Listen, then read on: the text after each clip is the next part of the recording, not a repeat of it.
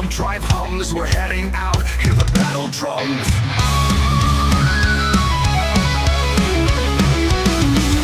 Carrier drops in these war-torn grounds. The sky is filled with a deafening sound. Loadouts checked, our nerves are tight. It's chaos out there, but we're ready to fight. Outnumbered, outgunned, our ships torn asunder. Canopy smashed, but we won't go under. There are too many and we're too few. Is this fight too much for us to break through?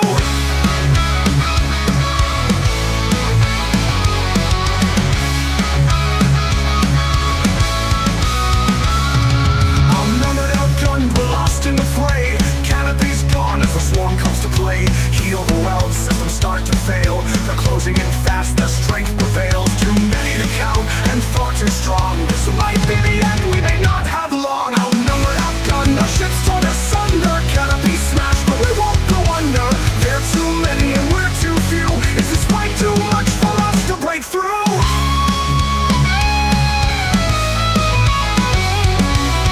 With a fire, a light breaks through. We look to each other, we know what to do. Training kicks in, we form our ranks. Together we stand, there's no turning back. Outnumbered, outgunned, our ships torn asunder. Canopy smashed, but we won't go under. There are too many and we're too few. Is this fight too much for us to break through?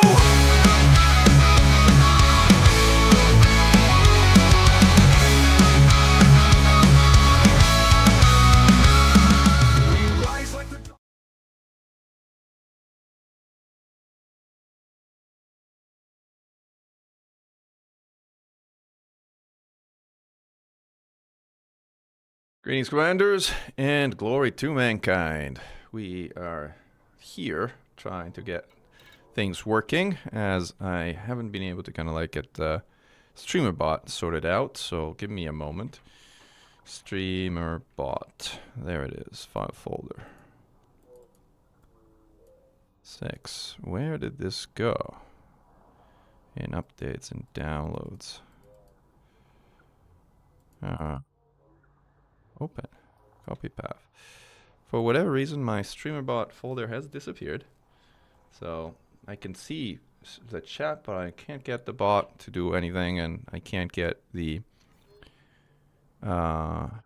setup to work. Streamer bot. Alright, so this is the folder. But for whatever reason, did I delete the folder accidentally? It could be. Streamer. Never know when that delete key is gonna hit. Yep, I deleted the folder. Restore. Alright.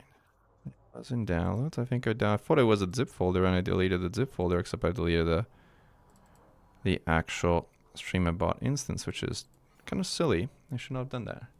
I should not have done that. But I restored it, and hopefully we can get the bot up and running in a second, which we are about to do. And we should also get some music in the meanwhile. Let's see if we can get piece transcript drive engaged. All right, we got music. We got music. We got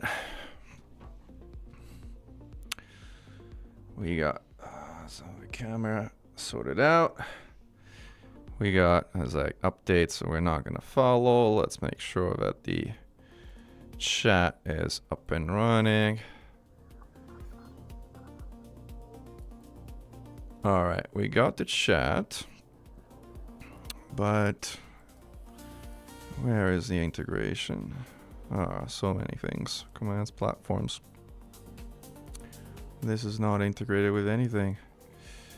Oh man, broadcaster account. So we gotta sign in. Apologies for this, guys. It's taking me a moment to kind of like get things sorted out, because I made some mistakes with regards to like broadcasts.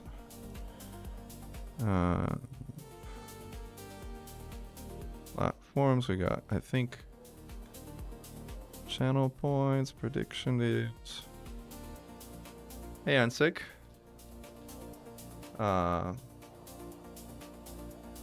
Okay, Lynx can break. Like, Lynx is as fast as a Corsair. Well, not quite as fast as a Corsair. I think it goes 591 instead of 600 and change.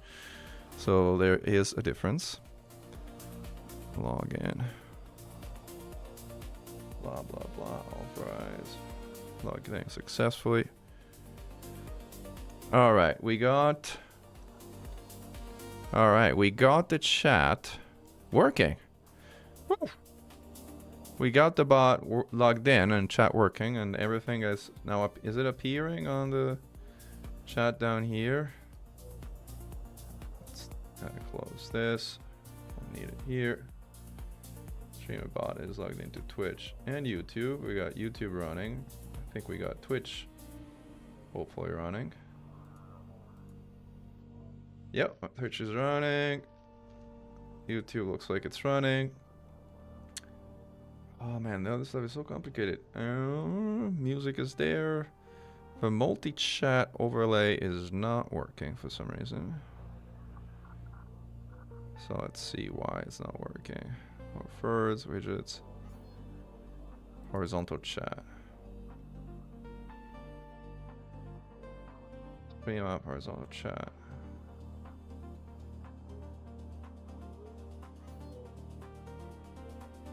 Okay. This looks like it should be working.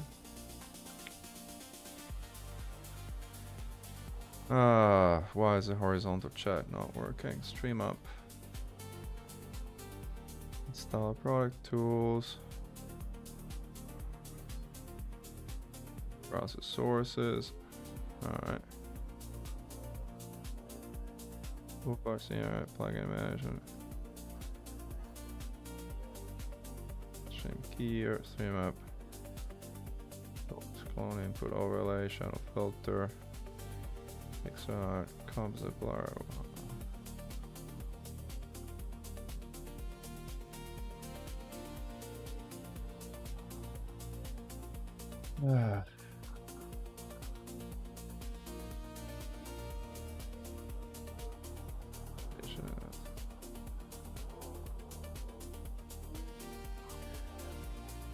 Alright, I have no idea why this is not working. It's probably a problem related to my version of StreamerBot or the configuration of StreamerBot. Like, I was trying to pull this into chat, so we'll have to do without the chat, without the multi-chat ticker down at the bottom. But at this point, I think we can keep rolling since we got most of the functionality up and running. So let's switch into a ship that we can hop to Shindeads to with. Like, what are we gonna go to? Like, take a dolphin. Like, if we're doing passenger transports, we might as well take a dolphin to go there. So we're gonna go and deploy the Lynx in Shindeads, and we're gonna go build it. 80% passenger cabins. Well, mine won't be 80% passenger cabins. Right.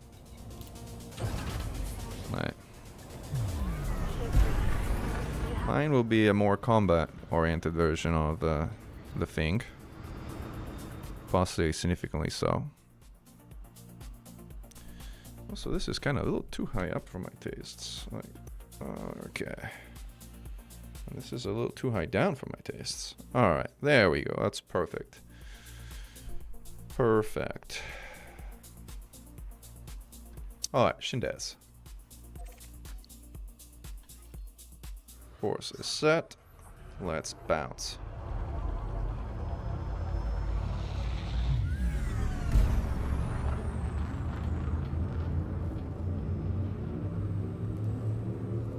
Yeah, the Orca is very fast. The Orca is a large ship though, so there's that.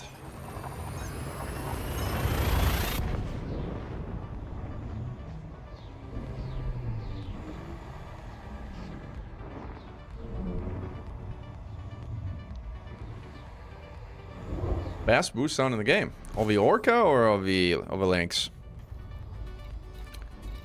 Alright, where is Shindeads?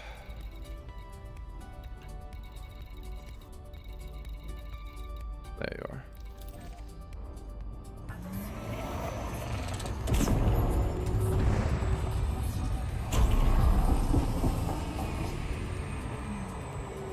Are you coming in a little hot? Yeah. A little hot. Not too much, but we are gonna overshoot this thing. Oh, the dolphin. Yeah, dolphin is pretty neat. That's my favorite exobiology ship. It can land pretty much anywhere. And it's freaking fast. It runs cold as ice. You can boost while scoop. You can scoop while jumping. And there's like so much going for it. Very underrated ship, in my opinion.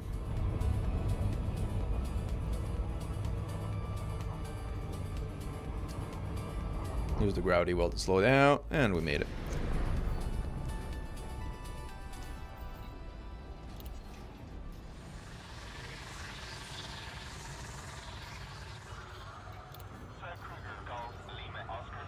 While we dock, I'm gonna see if I can figure out stream. Oh, that's multi-chat. Ticker.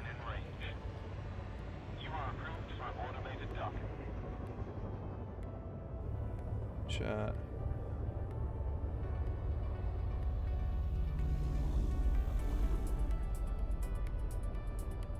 Is it?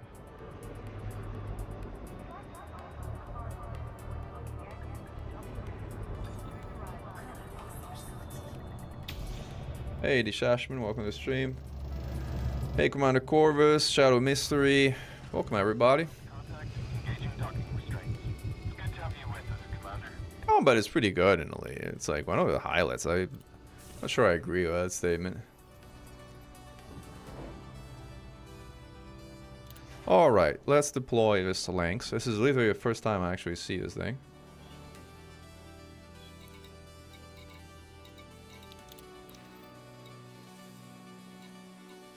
7 again, Corvus. Alright, Lynx Highliner. Deploy pre-built ship. And we have the Highliner. Now we gotta build it. And I have the building, and I can put it in the chat, but what I designed, which is not your everyday build.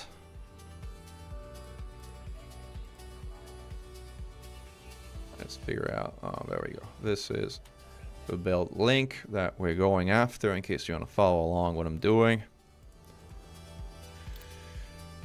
And we're going to be doing a lot of work on this ship compared to its baseline thing. Let's get rid of crappy pulse lasers. Start.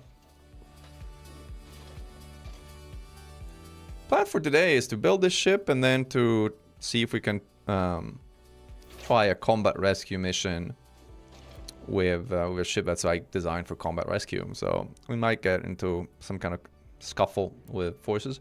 I originally designed the ship like if it was to rescue a passenger out of Fargoid attack burning stations, which I thought was more meaningful. So the utilities I have include a number of modules that are only useful in case you're evacuating from Fargoids, like a shutdown field neutralizer, ECM, which is used against scythes, which are no longer in the game, at least as far as like evacuations are concerned. You can still find scythes at Titan graveyards, but not the burning station, unfortunately. You're not going to get hyper-addicted by them, which was actually a pretty cool thing. Where is ECM here?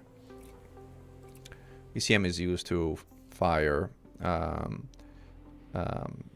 countermeasures against the hatchbreaker limpets that size launch at you when you're carrying passengers or other human cargo. What is doing? Shadak. The rest is Castixing Launcher and Shindes. Castixing Launcher is one of the few models that Shindes actually does not stock. So we can't get that one here. And then Cirrus Sinks are also a model that is not stocked at Shindes, so we cannot get that one even here. I have Guardian Gauss on my carrier, so I'm going to put that there. I'm going to just put Flak here. Because why not? Flak is easy. It does not need engineering at all, so might as well. We're on the fixed version because the remote version is just the worst. The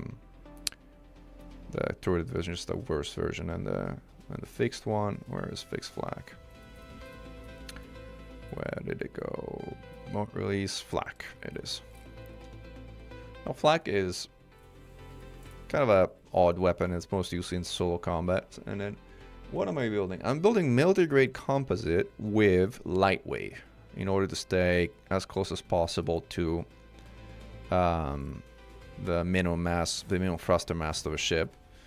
And then we're going with armored monstered for power plant, I think. We'll double check, but I think that's what we're doing. Farseers. SEO. This is something that we'll put in a 5A SEO, but eventually we'll replace it with a pre-engineered one, although that's really not the most important priority right now. Live support. Power distributor is a 5A. That's easy. Oh, I have a pre-engineered one parked here. Sensors are class D, which is the almost universal answer, except very, very specific cases. Hardpoints, I said, we're going to put those on a carrier, and then we're going to get rid of this crappy 5E shield, which we definitely don't need. The point of this build is, well, passenger rescue for the most part. Let's see if we can we move this as a pre-engineered build here? Yeah, we can. So we can put the, but these are the class 1, they're not the Mark II. So it's kind of pointless. So these we got to replace with a Mark II. Not business class, so we're doing economy because we're doing rescues, and like evacuees don't particularly care for business class. So we're gonna go with the Mark II passenger cabins.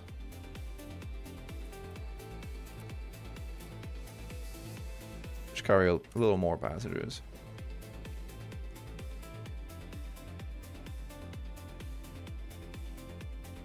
Oh yes, you need a lot of engineers to change a light bulb. It's a very complicated process. Does this thing can actually mount first class cabins? Really? Oh yes, because it's technically a passenger liner, so you can put first class cabins. I didn't even realize, but you could. I somehow didn't picture this ship as like an Orca, Dolphin, or Beluga variant, but it's true. It's a passenger liner, so you can put first class cabins. That's funny. It's also funny because you don't have Mark II first class cabin, so like, I guess you would put this in the 6th slot if you're making it a pure liner. That's interesting. It's interesting in an odd way, but it's interesting. And then we're going hull reinforcement package here.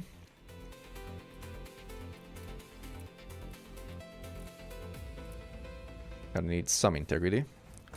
And then what we got, I put the link in the chat a moment ago for those that you have it. If you need it again, let me know, I'll post it again.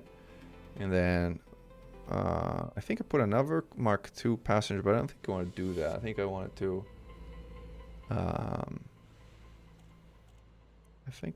to put a repair Olympic controller here instead. But this is forced passenger only, but there is one that isn't. Oh, this one. This one is the non-locked version. All right, repair Olympic controller. I stored the Mark II passenger cabin. What if other ships can mount these, which was a mistake that they had in other cases as well. Yeah, that's true. There's a lot of people going through a mail slot. There's going to be a lot of traffic there. Should just bring a Type 10 and just smash through, or a Beluga, or a B-rated, the famous B-rated Beluga, the king of rammers. What am I doing? Class 4. Class 4 is a modular reinforcement package.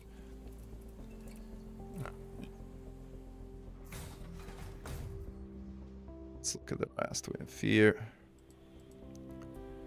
The other class 4 is the anti-corrosion cargo rack, because you never know when you're picking up corrosion cargo.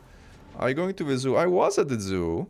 We might go to the zoo in a little bit. I think first we have to build the ship. Then we might actually go to the community goals site, and then we might go take some of those passengers that we rescued for a Pleiades detour. Actually, you know, we could roleplay that we were actually evacuating a number of Xeno Strike Force or Anti-Xeno Initiative evacuees. And talking about the Xeno Strike Force, like, we should start the event that should bring the Xeno Strike Force on board here as well. And also figure out how to put the where is the Discord overlay? Twitch, Hype, Elite, Dangerous. Gosh, there's so many things going on here.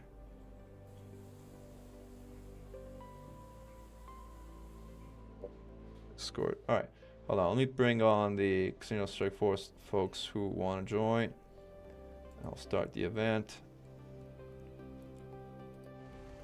Alright. Commander Alosis is here. Hello, Commander. I don't know if that's showing up of who's speaking, because I don't think I got the overlay set up properly. I also don't know if I have Discord volume set up properly. I think so. Like, yeah, it looks good. Yeah, we may go to California. I think we might go to the Pleiades though, because it's closer.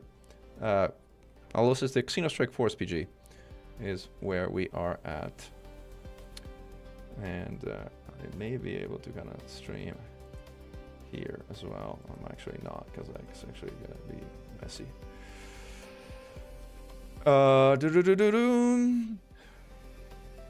Okay, so we are slowly getting it. So anyway, AFMU, and then the, what did I put there?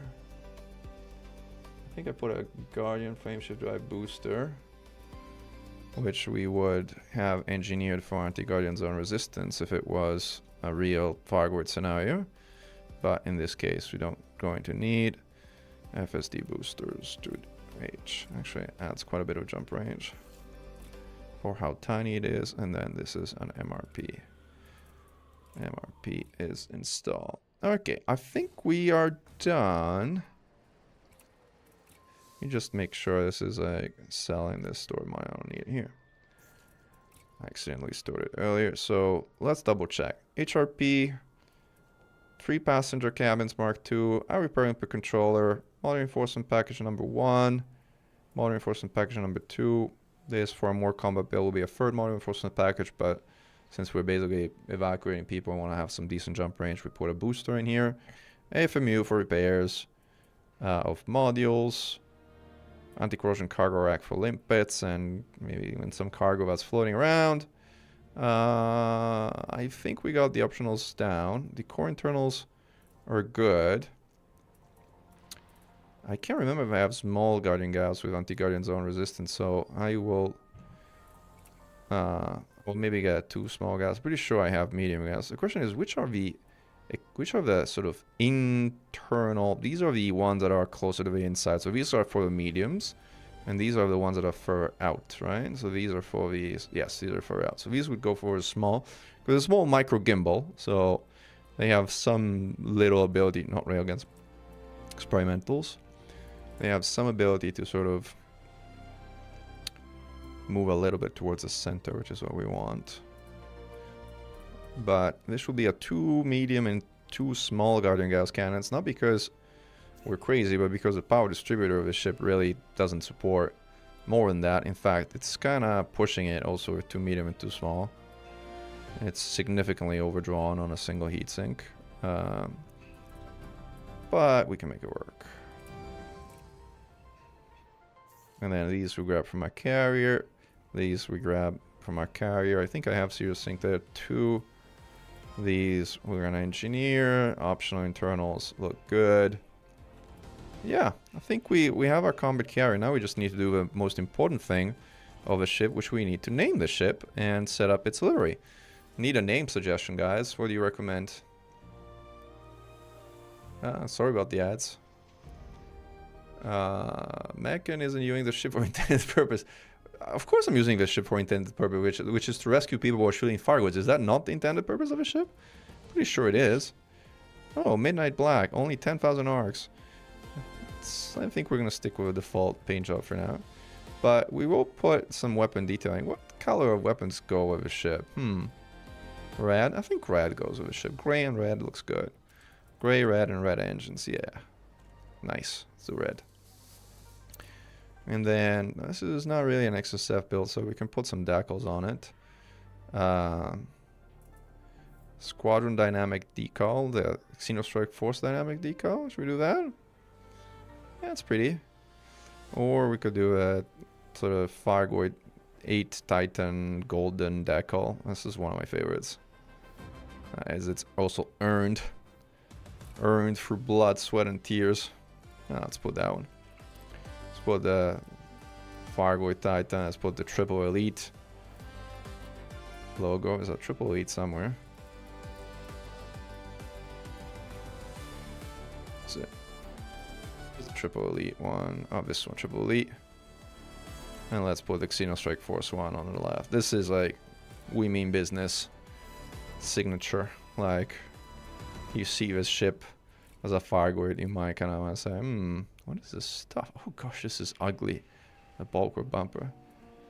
Well, these wings are weird, but at least these bulkers are so ugly.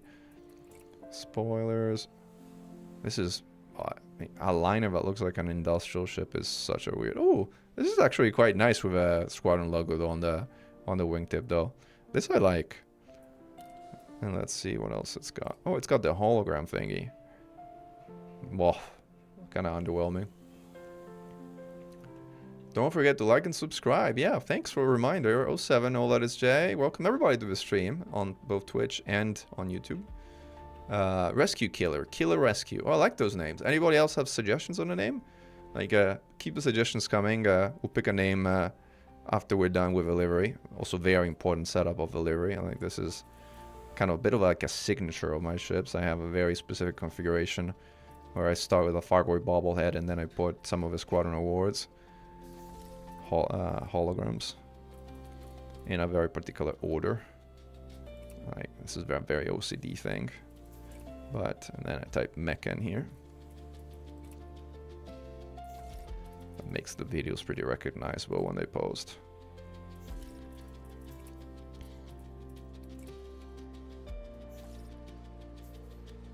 Thank you for your kind words.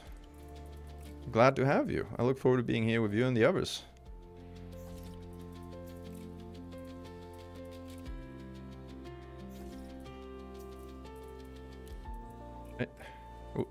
Oh, wrong one. Oh, 2 more holograms. Killer Boeing. Killer Boeing. Endeavor. That's got space shuttle now. It's pretty good too. Get into. Trust me, there's a bunch of names. Get in, no refunds. No refunds. I like no refunds. The crispy shuttle, barely in time, insurance pending. Seats was optional for the last part. Oh, these are all pretty good names. I don't know if you use ChatGPT or AI or it's like your own imagination, but they are pretty good. Oh, there's like a snowman bobblehead. I don't even realize I got that one. I don't know where I got them from. But no, we're gonna do our holograms again. As in, we mean business.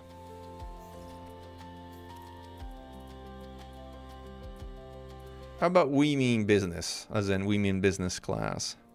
I don't know if we fit. We mean business. It's too long. It won't fit. Never mind. So that's good. No refunds. I like it. I like no refunds, guys. Good suggestion. All right. This is, I think this is like a passenger alliance.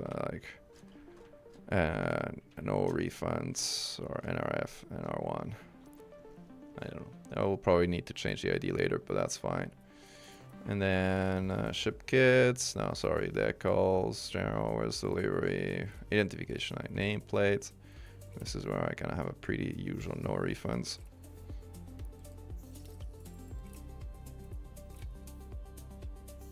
White on gray looks pretty good. Or is it black is better? Ah, black is also nice. I think we'll go with white. White looks more legit.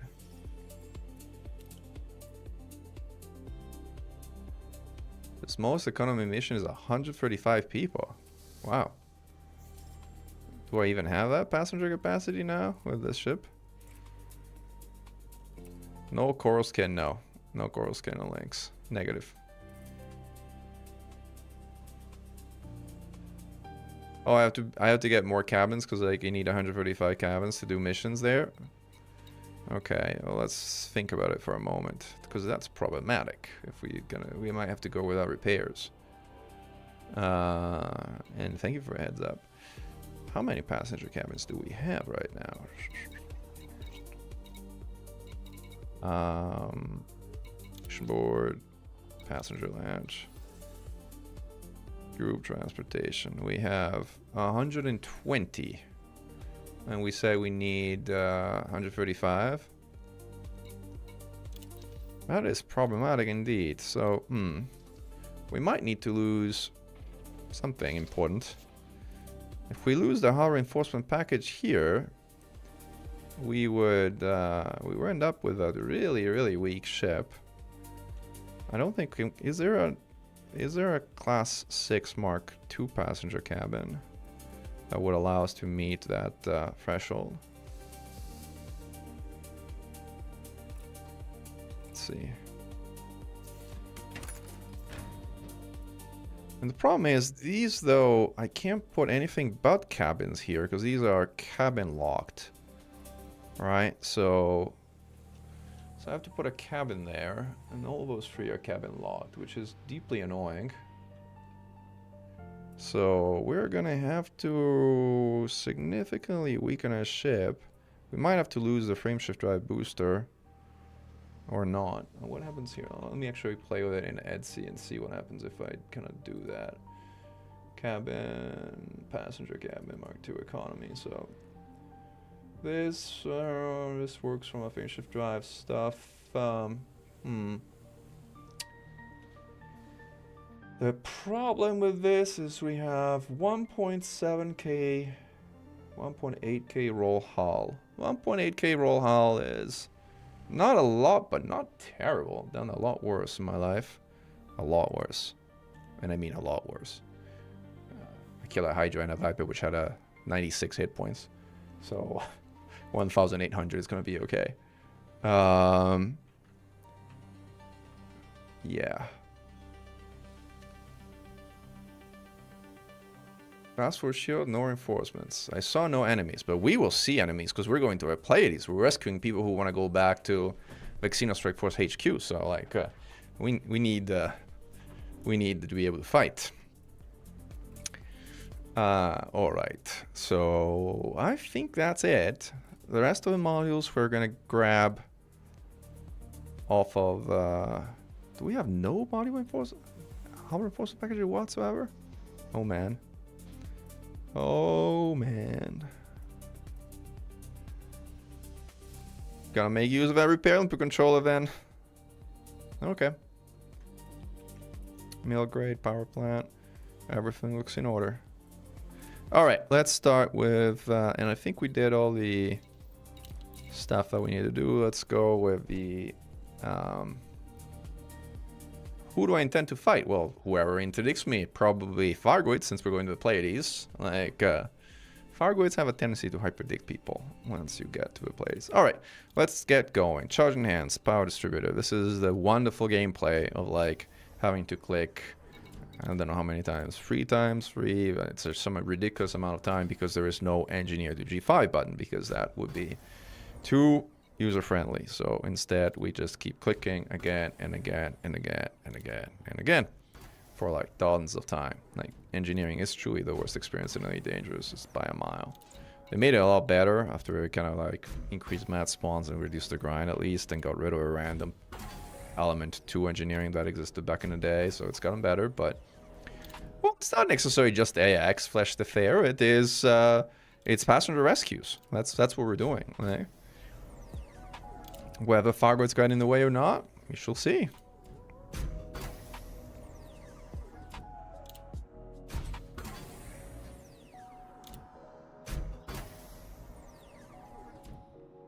Would it be easier to run from the Goid, right, rather than to fight it? Well, it depends. For you, maybe it's easier. For me, it's probably not all that different.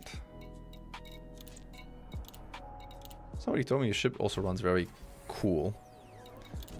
I don't know whether that's true, but we'll find out in a moment. I am doing a CG. Yeah, I'm going to get the passengers right there. And then take them for a tour of the Pleiades. And then maybe eventually deliver them somewhere. Maybe not. We'll see.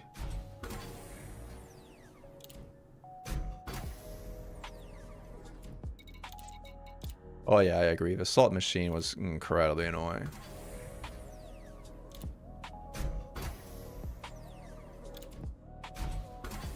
It also depends on what ship you're in. Like, ship that's this fast can easily outrun any interceptor. But if you're like evacuating in, like, I don't know, like Anaconda. I don't know why you would evacuate an Anaconda, but it's a reason you want to do it. Then running is a bit more complicated, since you're not distancing the Goids, just business speed. Alright, so armored. We'll have to go monstered for this build.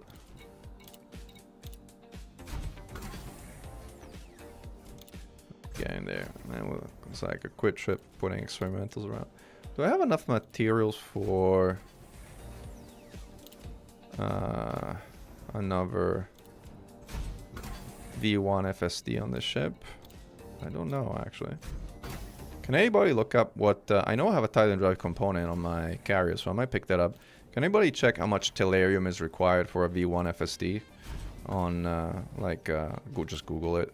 Because I don't remember top of my mind. The SEO version of a FSD, the one that requires a Titan drive component. Yeah, like the Lynx has decent speed. I think it goes 591. At least that is the top speed when 30 drags are placed. So eventually we'll engineer Guardian modules as well, but I think I have them already engineered for Guardian resistance, so I'm not gonna do that right now. Power plant. So this is where we do something a bit odd. So we're not gonna go with heavy duty. We're gonna go with light wave. So we're not gonna do it remotely because I don't have that pinned. But we will go with light wave scanners. Also, this is such... 24 tellurium. 24? Yeah. Thanks, Solosis, for checking and confirming.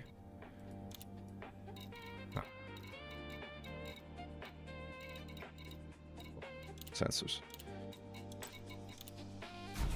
Let me finish this and then we'll check tellurium. It's crazy expensive, 24 tellurium for like one drive, by the way. Right. I might have to go to a material trader. I don't even know if I have enough. You can get the materials with missions. Oh, I know, but then you have to do missions, and it's kind of hit or miss depending on like what you get. But yeah, sure, right. That is one way to source them. Should I really be wasting 5 of these for like a 200 kilo reduction? Yeah, let's do it. Yeah, the experimental run is also incredibly annoying. We actually have a link on our website that shows the most efficient way to go and grab those. I actually can show you.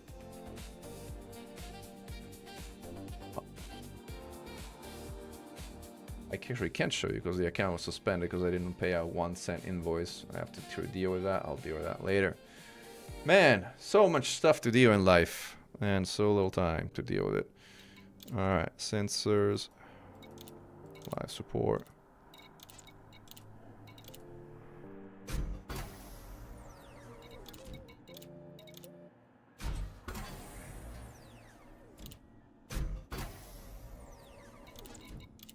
Yeah. We've almost finished the engineering we can do remotely. And we'll do a stop at our carrier. Actually, I should put some engineering on the FSD even if we're gonna go and replace it with a V1. We might as well put a G102, so jump on some extra jump range. Or even just G3 one roll. They're cheap anyway.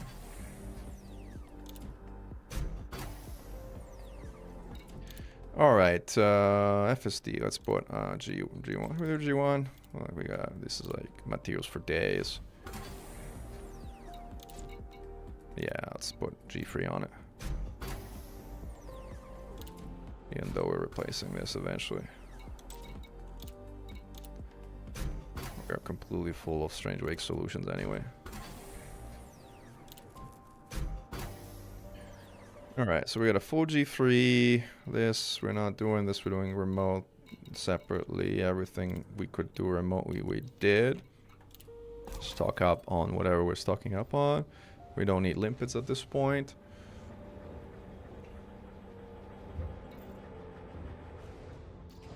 Oh, thank you, Gary J. I think I'm actually paying more like $2 per month, which is like one of the reasons why support is so annoying. Wow, this thing kind of handles pretty decent. Ooh, I like the boost sound.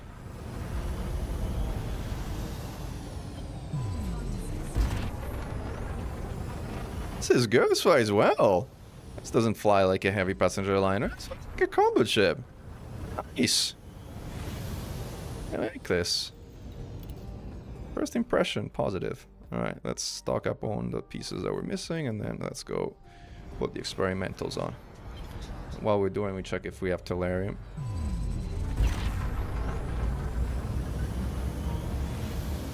Is it? Yeah.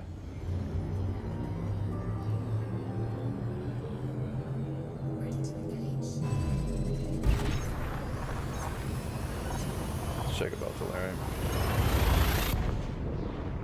What's the jump range right now? Doesn't show you well. Hyperspace.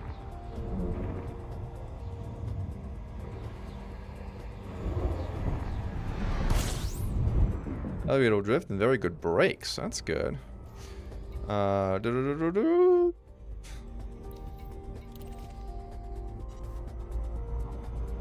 the thing is, acceleration in Elite is not something that is listed anywhere in game, and it's an incredibly important actual variable. So it is an interesting thing.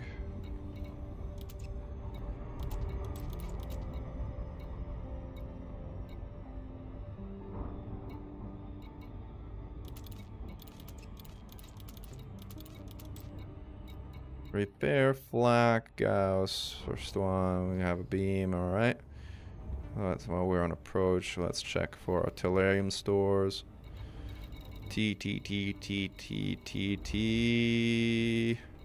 Tellurium. We are out of tellurium. I knew I was out of tellurium. 24 is a lot also to convert. It'll be like almost an entire store. I don't think we're doing a V1 FSD on this ship. Sorry. Not right now. So we're actually gonna get the engineering up to G5 on the A-rated FSD. I mean, the range difference is also not that huge. I mean, if you're like on an exploration ship or on a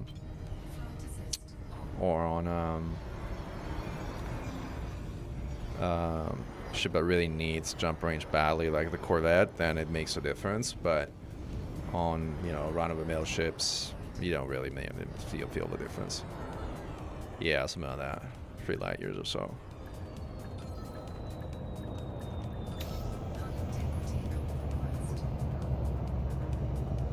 Yeah, braking on the cutter is a suggestion at best. I agree. Accelerating in the cutter out of boost is also an encouragement of a ship to go faster. What were we doing? Modules.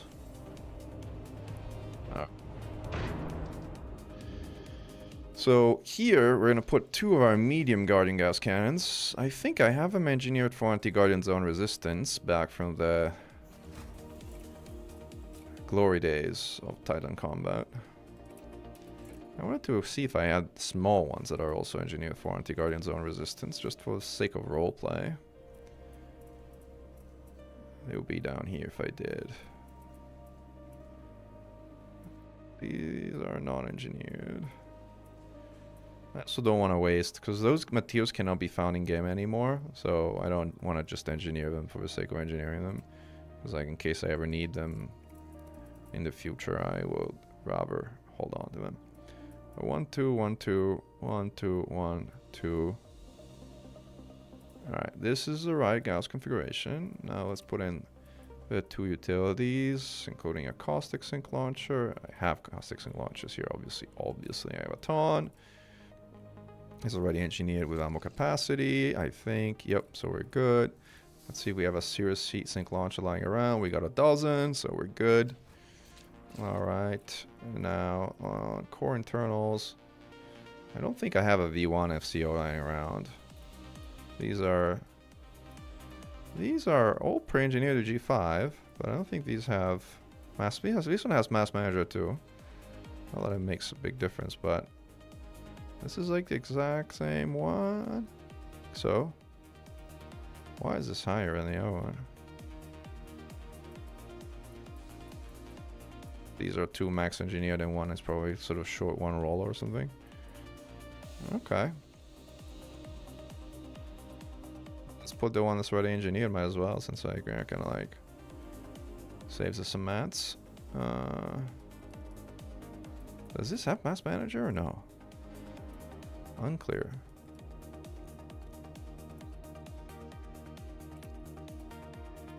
Do I have? Oh, this is the one pre-engineered, but it's the non-STO pre-engineered. I should sell these. I get rid of these. I know they cost so many mats that I'm reluctant to gonna get rid of them though. But these have mass manager. What did I install? Like, is this? Why do these have optimized, high optimized mass still? Even though they... Are these the 1v1 FSDs? No, they're not pre-engineered. Optimized mass always down. Okay. These are all down. Yeah, never mind. I think we have the correct one. 5A, increased range. But it doesn't say mass manager. Shouldn't it say mass manager? I'm a little lost here. This says mass manager, but the optimized mass is lower. Why is that? Why is that? Optimized mass. Ah, I sold an engineered module. Can I buy it back? Oh, I did it yesterday. I think I can. Yeah, buy it back. Cool. Save the materials. Optimize. It's really this interface is really confusing. Yes. So this is the highest one, but now it says the mass is lower, but here it says it's higher. I am deeply confused here. How can this be optimized mass down, but optimized mass goes up? What the heck? My jump race goes down 40 light years. This is 42 goes. But this is the V1 that's non-SEO, so this we don't care for. And this one goes up still. Is this the best, I guess? I am deeply confused. Modifications, increase FSD, but it doesn't say mass manager. Does it say in the right hand panel or something?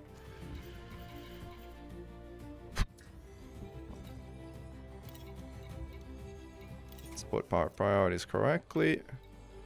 This is 5, actually 4 or 5.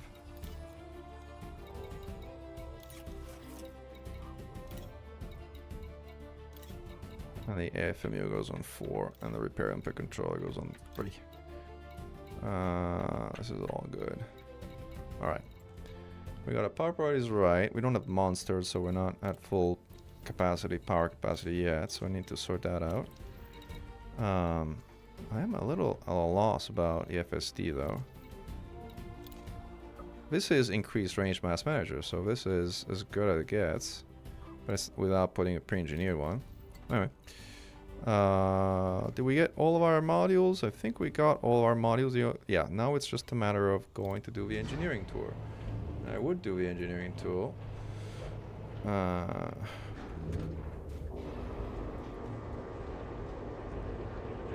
I had the image that said, I guess we'll just do it the old school way. So we need armor G5, light wave. That's one thing we're definitely gonna need. And then we have a hull reinforcement. Selene Jal is in Cork at 106 light years, so she just popped up in my first thing, so we're gonna go first to her. Probably not the most efficient thing. It's free jumps, we're good. Let's go. Speed restrictions have been lifted. We'll use the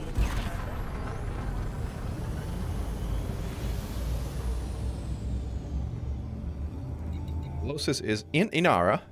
That's remarkable Yes. that you're in Inara. Yes. That's funny.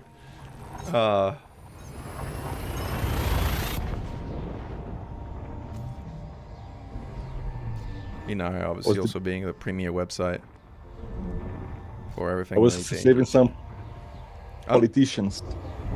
I was saving some Saving a politicians. Oh, I see. Very generous of you. Oh, is that where the community goal is? Is that Inara? Yeah, one of them. Oh, okay. Where am I supposed to go to sign up, by the way, after I did this little sort of engineering trip? Humans. Huh? Humans. 2 months? Yeah, I'm. Get up.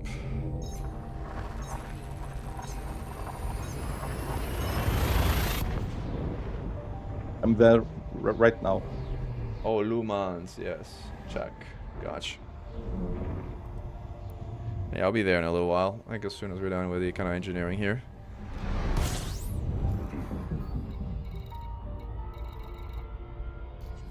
One more jump. 45% heat.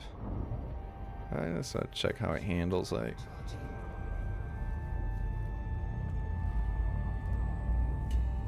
I'm completing my mets. The rewards are pretty good. Yeah, for passenger missions? Yes. That's good.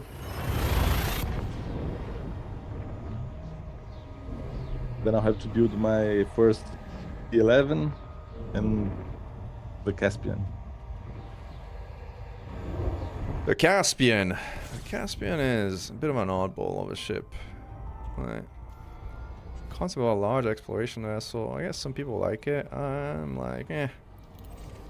Probably of the new ships, the one I used to go. The Type 8. Actually, I used the Type 8 more than the Caspian. The Caspian, Really? just didn't click with me for some reason. I don't know why. I absolutely love the Kestrel. The Kestrel is like just so much fun. Big fan of the Kestrel. The Caspian, not as big of a fan. I'm not sure I'm going to do a full exploration or only a Colonia bus.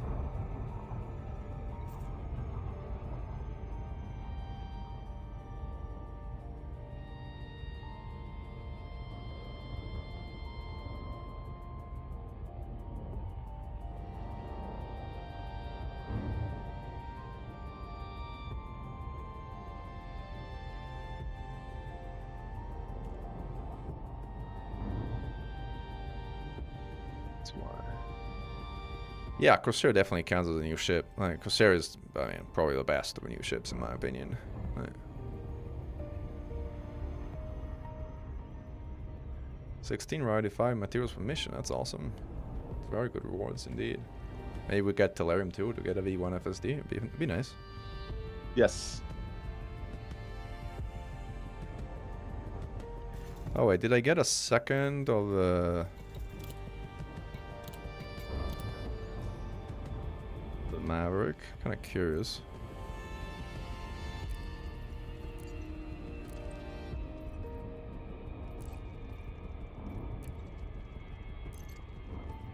Yeah, now I have 2 Maverick. 3.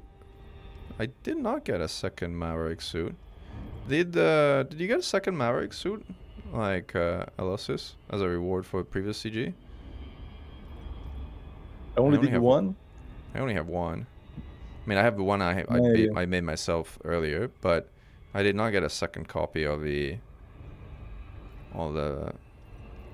Maybe I guess if you had it already, they did not give you a second copy. Is that what happened? Maybe.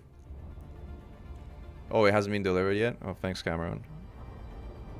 Gotcha. I was looking for it. Didn't see it. We should introduce a module scrapping service that gives you back the mats for a credits fee. That would be amazing. Right. I should also introduce the ability to buy materials for credits, if you ask me, but that would certainly change the game quite a bit. Oh, Flechette de Fer says he has it, so maybe it has been delivered.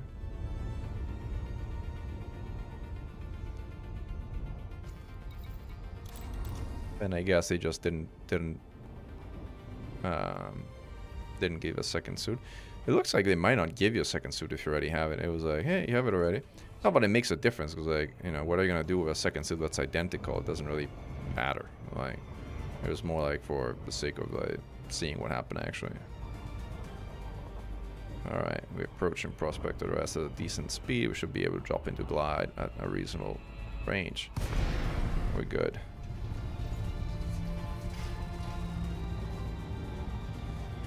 Little trick to go aim above and then drop steep at the last moment, and you end up right on top of it.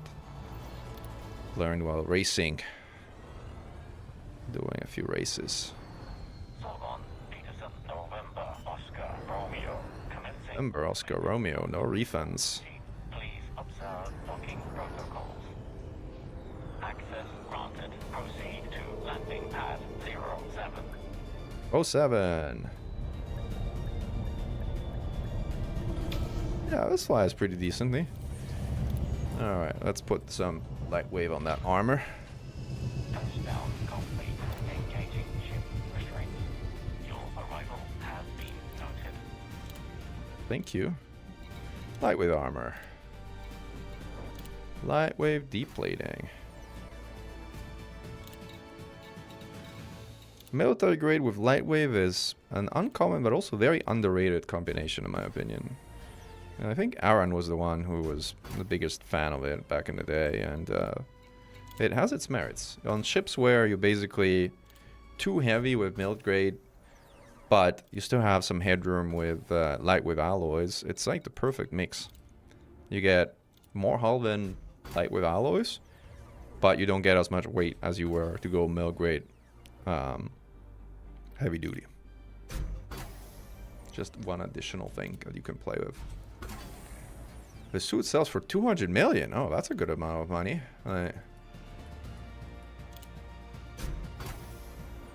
Yeah, the one I had was for the Easter event, and the sort of next one was for a Guardian one. If you get, yeah, or if you get interdicted on the way down, you can glide skip. Well, yeah, it's not exactly very reliable, but I appreciate that. Technically, that could work. Yeah. All right, so we've reached our full armor potential. We should have 1.7k armor if Etsy isn't lying. Let's check. That's in the ship. Where is it here? Armor health 1.2k. Why do we only have 1.2k? Hold on, something's wrong.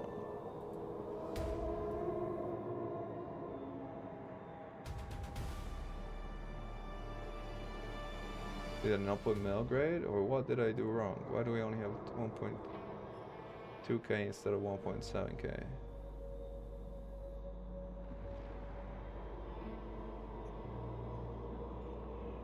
Please tell me I didn't engineer live with alloys armor.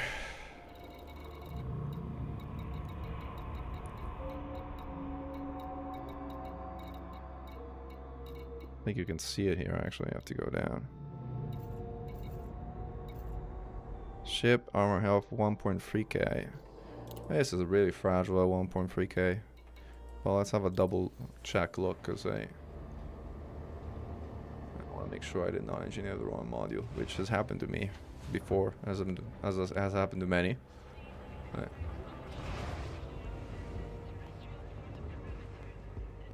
Oh, that's why. I know why. I know exactly why. The engineering I have is heavy duty deplating, so I did not engineer the wrong. I did not engineer the wrong engineering, but I engineered the wrong engineering, because I actually can fit. I can fit heavy duty on this. So what I'm gonna do is I'm gonna store this module. It's gonna give me the default, and I should be able to put. Oh no! This is painful. That's deeply painful. Why does the engineer... This is one of those things that like, I hate players. Like, the engineer that does armor engineer does not stock armor. Why? Why in space? Why in the galaxy? It just makes no sense. Like, it's just a humongous, I hate you. Like, I'm gonna waste your time kind of thing. Like, It's grindier. oh man, so incredibly annoying. I mean, I'm staying with lightweight armor at this point. I'm like, whatever. All right, where are we going next? We need experimentals on half of our modules, pretty much. So engineers. Who we got nearby by distance? PA's Domino Dweller. Power plants, power distributors, monster. I think we can go to what's her name? Good old Paling. Does Paling do engineering thrusters? He does power plants too, right? In Arc. Maybe we go to Paling.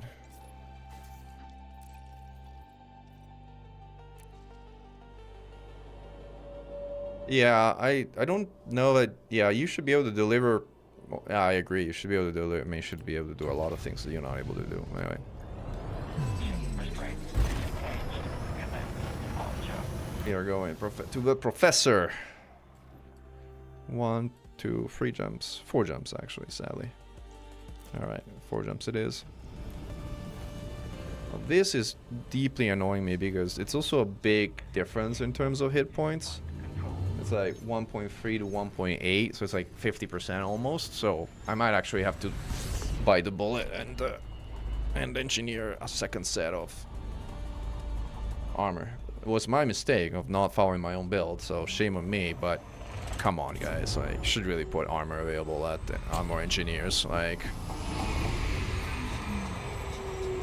it's so annoying. Oh, Farseer, you're saying. Farseer does those plus. Well, let's go to Farseer then. I forgot that Paling didn't do power plant, so actually save me some time. Appreciate it. Where is Farseer? Felicity? Daychat. Oh, I know she's in Daychat. Iconic system and one of the ganking capitals of the world in open. Not just in open, maybe, but mostly in open. Still 4 jumps? Yeah, still 4 jumps. Felicity it is.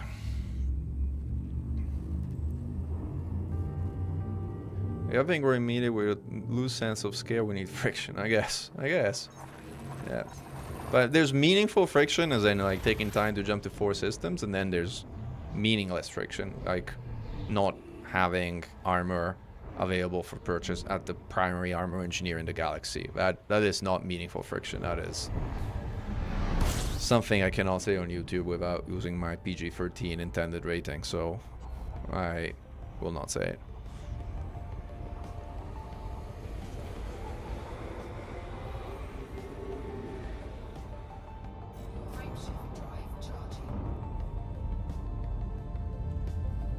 Ask Yamix what he thinks about it. He'll say it on his channel for sure.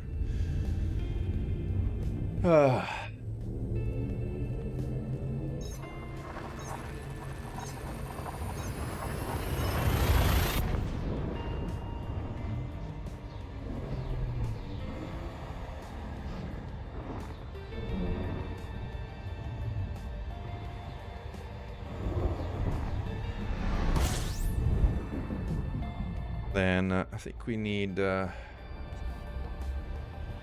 PD, experimental, and then we already have the FSD, so we don't need that. But it's crashing out, as in, yeah, I can imagine, yeah. Yeah, Goid children. Yeah, I gotta respect Goid children. I think Cyclops are like the Fargoid children. Like, Hydras are the grown-ups. Like.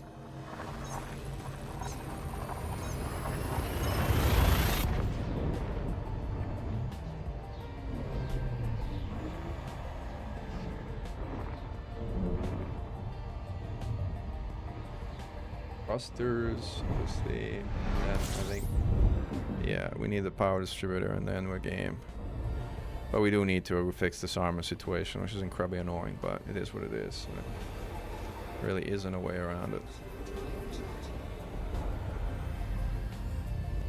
Not having to drop an HRP was already crippling. Like, can't go even lower, right?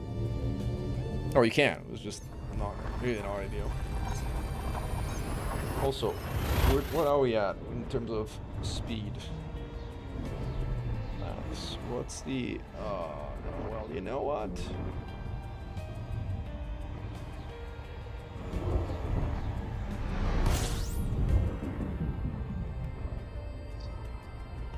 Yeah, well, the upside of having light wave armor is that we are a little faster, so...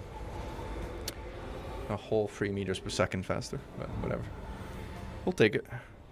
We are in Dacia. Set a course for Felices. Farseer Inc. Wow, it's very conflicting in Dacia today, huh?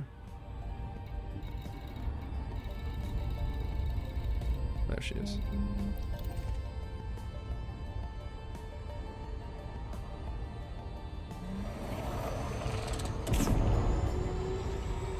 Alright, you know what? We're gonna stick with this armor, because... Whatever. I can't be bothered to make another armor trip.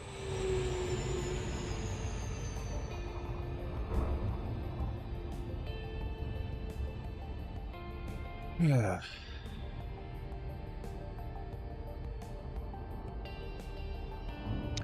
On the Fumble video, it looks like 3D printed Lynx model. No, Firefly. It's just an image. It's just a generated image. It's actually AI generated image using a local Lynx Highliner model. It's good that it fooled you, though. It means that model is pretty good. Right. I've been experimenting with AI models run locally on my PC, so I don't have to pay like $40 a month for like 22 different AI services. And you know, they actually work pretty well if you have a decent GPU, right?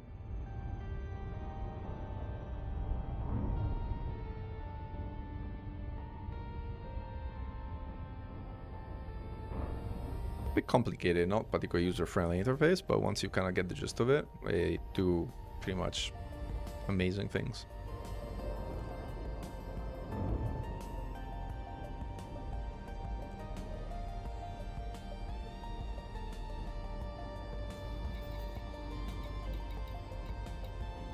Right, vision on.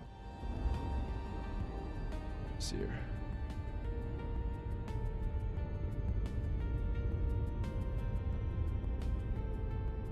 So don't have a lot of fuel. We may have to do a few fuel stops on the way to the Pleiades, because we don't have a fuel scoop, and we really don't have.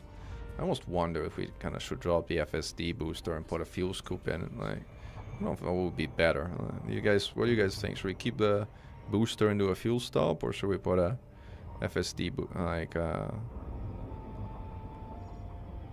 fuel scoop instead? Because like a class 2 fuel scoop is very slow scooping, very slow. Oh, I took it like a... How am I too fast? I mean, I was like slowed down, like made a whole loop. Whatever.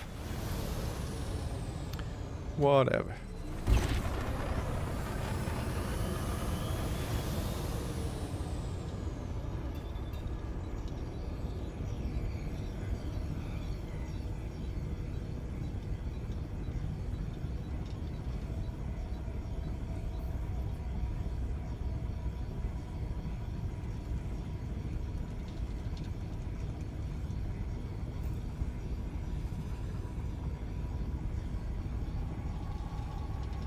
Good thing is, again, we're fast.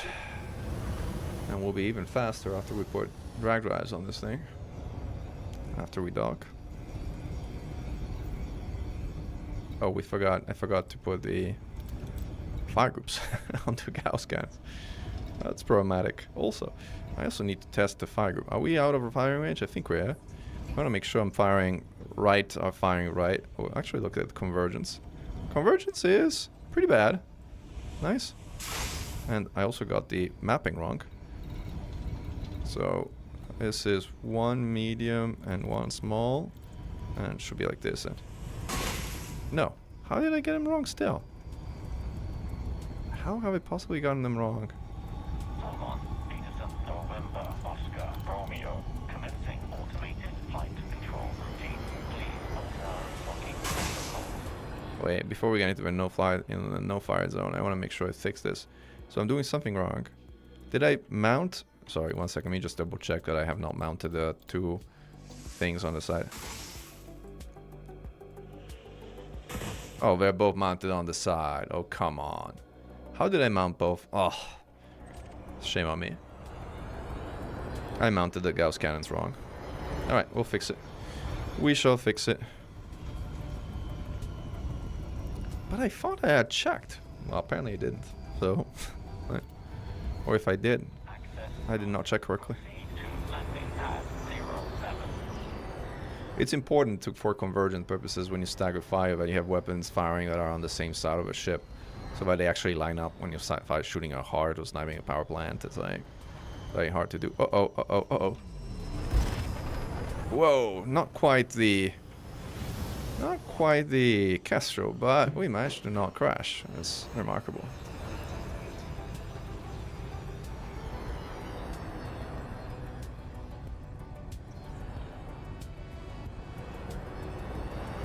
Yeah, that was quite the save, huh? Okay.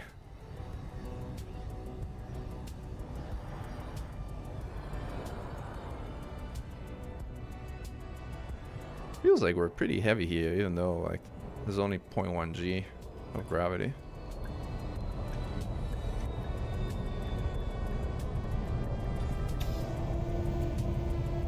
Oops. Alright, let's put those experimentals on. Great brakes, almost no drift. Well, I wouldn't say almost no drift. I would say it turns well, but I mean, I'm also kind of, you know, coming from a Kestrel, so I'm a little spoiled. But, I mean, it flies well. It flies like a combat medium. It doesn't fly like a heavy medium. What am I doing? What? Now I'm getting confused again. Sorry. Drag drives, dirty tuning, and we want drag drives. Yeah. All right, so that's done. FSD already has experimental mass manager, so this one's good. Power plant, we need monstered here. Armored is fine. We need monstered. And sensors, has no experimental, so. All right, we need power distributor experimentals. Did I sort of mess this up? No, I was doing things. 1, 2, 2, 2, 2. Oh no! I forgot. I need to fix the. Well, could also. Well, now I have to go way back down. Serious question. Clean drive tuning. Is there a use for this ever at all? So it's a very interesting question, Serious Woods, because it's important to understand what clean drives does and how it works in practice. So clean drives sacrifices some speed, and it increases the actual thermal grid use, power grid use of the drives. And in exchange, it gives you a significantly lower thermal load of the drives themselves. It's intended for like stealth builds. And the question is there an intended purpose or use for stealth builds in the game? And the answer to that is, right now, not really. These are both on the same side. How are those both on the same side? Oh, I see. This is a 2. So I gotta flip these two. All right. So the only build I think it's the only ever one I made, but it's the primary one that actually had a purpose or an intent, was for shielded Titan bombers. Shielded Titan bombers needed to have as little of a heat signature profile as possible in order to stay below the heat threshold of the Titan, so that they didn't get shot at by pretty much the whole instance. Especially if you were going solo, you want to go with something like that. And it was a subject of a lot of debate, and the original shielded Titan bomber design I made was with a Mamba, and that got an incredible amount of grief. Honestly, at least some of it, if not all of it, was justified, because there were a lot of things wrong with it in practice. The Crate Mark II was just a better Titan bomber than the Mamba. I kind of wanted to make the Mamba work, because at least it was a bit different and interesting, but objectively, the Crate Mark II was a better Titan bomber than the shielded clean drives Mamba ever was. So that was a very controversial build, which was sort of much maligned, with broadly good reasons to be maligned. What came after that, however, is a different story. what came after that, and sorry, just let me set a course for the closest Disengaging automated flight power distributor guy, which is Quint. commander. Serious, perfect.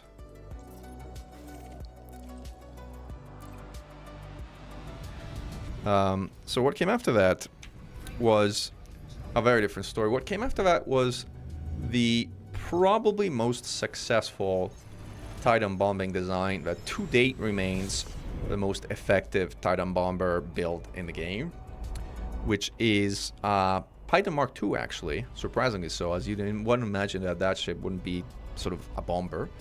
But the fact that the Titan Mark II can mount 4 large shard cannons with anti-guardian field resistance, or even 5 if you include a small, a medium one to go with it, plus a torpedo.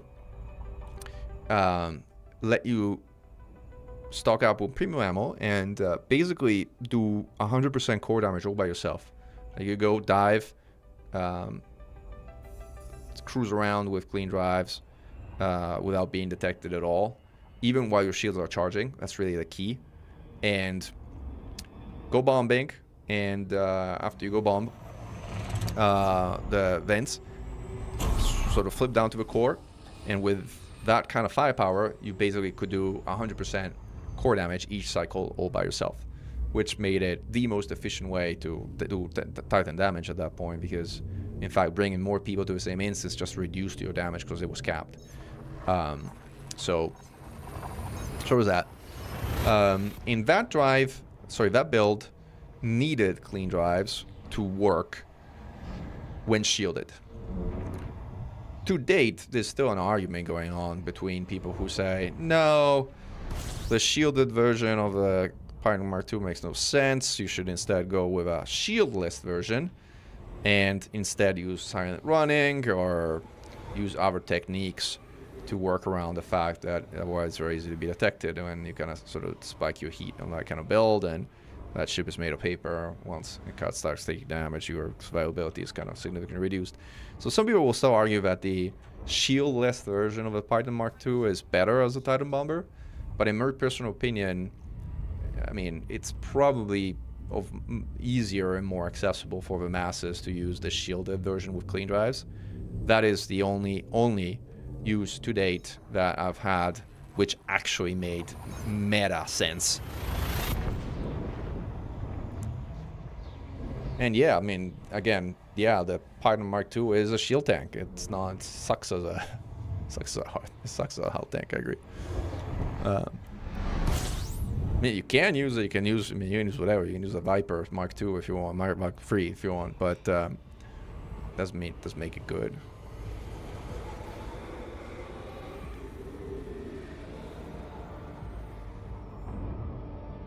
Yeah, I'm going to Quinn.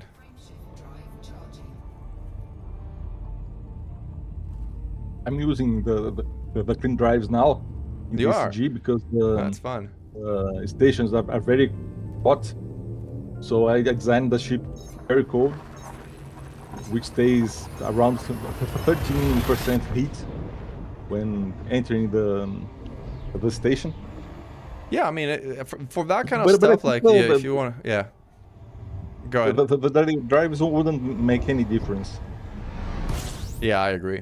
But that's the thing. One thing that people, like a massive misconception with clean drives, is that they help in exploration because they somehow make your ship cooler when super cruising. That is actually not true. In fact, the opposite is true. Because clean drives have a higher power grid usage than dirty drives, Yes. your ship is going to be hotter in super cruise than using dirty drives, which is very counterintuitive, but it's true. So clean drives really are not an exploration thing at all. They are a smuggler and stealth bomber, totally niche use, like Sinus that you're basically describing. They're not totally useless, but they really are niche. Dirty drags is almost always the way to go, with some very, very niche builds, typically on smaller ship that actually prefer drive distributors as an experimental.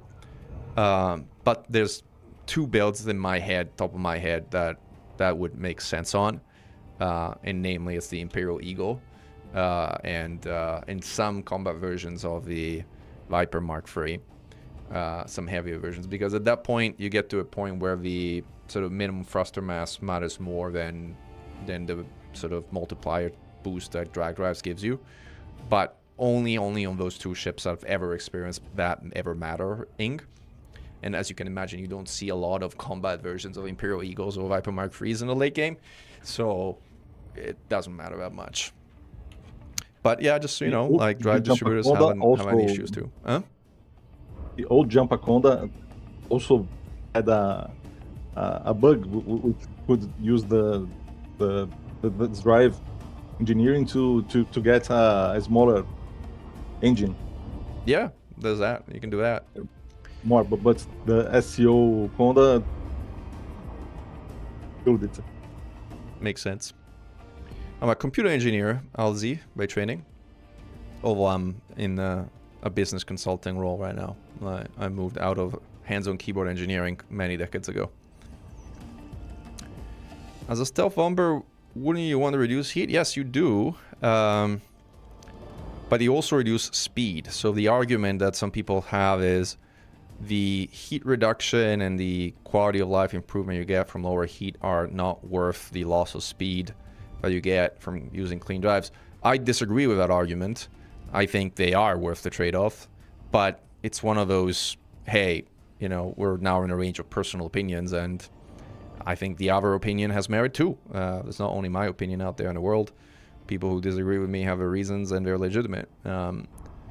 Personally, I do believe that for Titan bombers, the shielded variant of the Pioneer Mark II remains the best Titan bomber build. Not that it matters anymore because all the Titans are dead.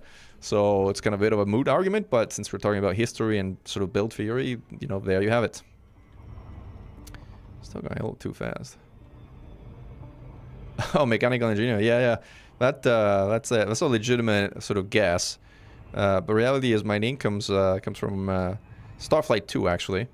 A very old video game.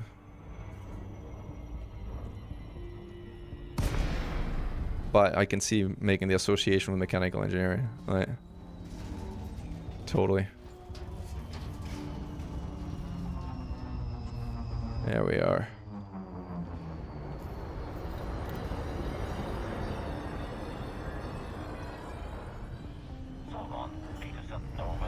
See if we can avoid having a boost crash here. Automated flight control routine. Please observe docking protocols. Access granted. Proceed to... Yeah, that's the thing. Like, once things start, you know, especially if you're solo, like, having a whole Titan instance shooting at you, it usually doesn't bode well. I missed the Titans. Yeah.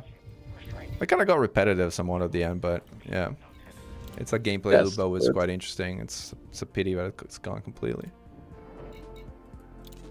I still miss Super gauntlets. Okay, I think we're done, guys. Are we done? We just need to pick up limpets. Then we need to go sign up at some system. Can we make it in one fuel tank? I think so. Yeah, I think we can make it in one fuel tank. Now, when you start flying the Pleiades, you gotta be a bit careful because when you get hyperdicted, not interdicted, but when you get hyperdicted, you still burn the fuel as if you did the jump, even if you didn't go through. So you basically need to carry enough fuel that allows you to get hyperdicted without getting stranded. And since there's a 1 in 5 chance to get hyperdicted when you're 200 light years range from Maya, so there's at least 2 jumps, there's like a 40% chance of being hyperdicted, which is pretty significant. I don't know, should I mean, I'm planning to go do the CG and bring some of these passengers back to the Pleiades for a tour.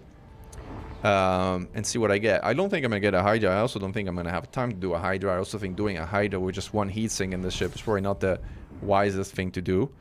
I've done a Hydra with a passenger ship already. If you want to see that, look up the Arx Beluga. The Arx Beluga. which I bought during a co-stream with Yamix just to kind of like push his buttons. That was quite funny actually.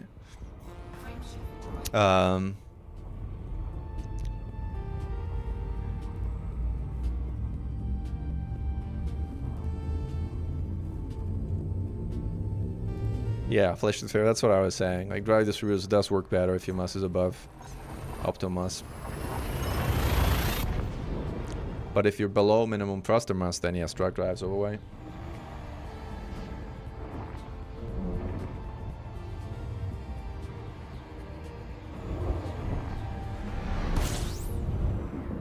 Yeah, I mean, I don't know. Do you think the Firewave that got defeated by a Beluga got more shame, or do you think the Hydra that got swatted by a high Sidewinder or even by an Eagle, or by a blindfolded Korra Mark III got more grief? I think they all got a lot of grief.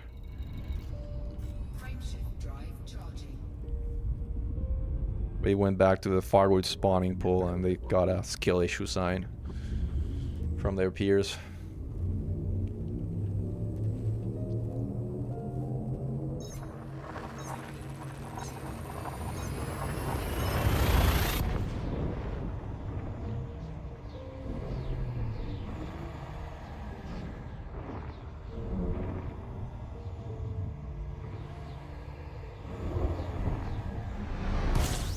Well, like the oddities of like things that Titan. I mean, if I was a Fargoid, of all the things I've done, that if I was on the Fargoid side, I would sort of scratch my head the most. I mean, it has to be the when I went Titan bombing with the unengineered keelback.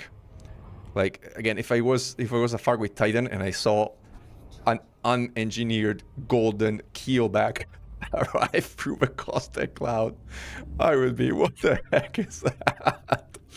And the hilarious thing is that it worked. It worked. It did enough damage in one dive between torpedoes and core damage to actually earn the rewards for the CG. And got in one piece. Got back out and docked back at the carrier, all in one piece. Oh, here we are. So this is the community go. Like, can tell I'm in the community go system based on a system chat with the 7 commanders and glory to mankind. Here to rescue everyone from the Fargoid attack. There's a Fargoid attack, right? Alright, let's go. Where are we going? Where's station are we going? Lumans. This burning Ryman Enterprise? That one? Can we actually sign for the... Do you sign up for the CG there? Yes. Okay. Oh. Interdiction detected. What happened? And I somehow... Something bugged out here. Something here. There's interdictions, like mercenary interdictions? Who's interdicting you? Like... Me never. You're being interdicted under military rules of engagement. Oh, it's just a regular military interdiction. Interesting.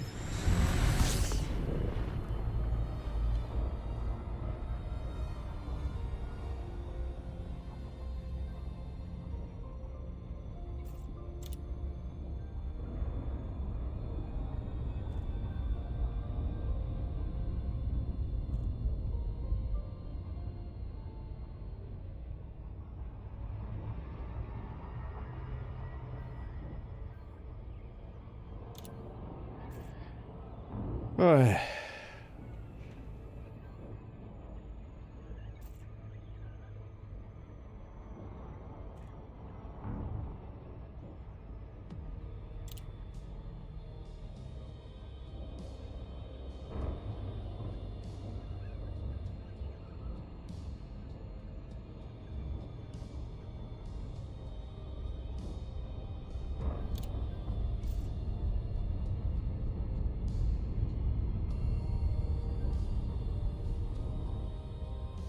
Arriving at Ryman Enterprise. We are idling Subarus at 27%. The heat calculations of this is still not in Etsy, by the way. I was looking. Yeah, they're not. Yeah, they're complicated.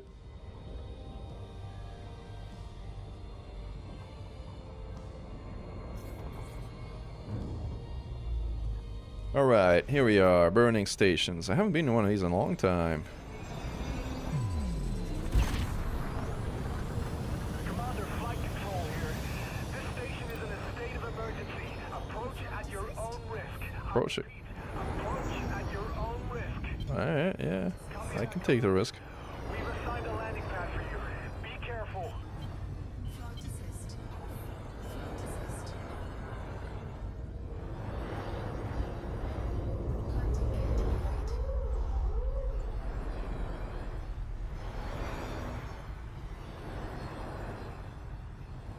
And flight assist off in case you're wondering.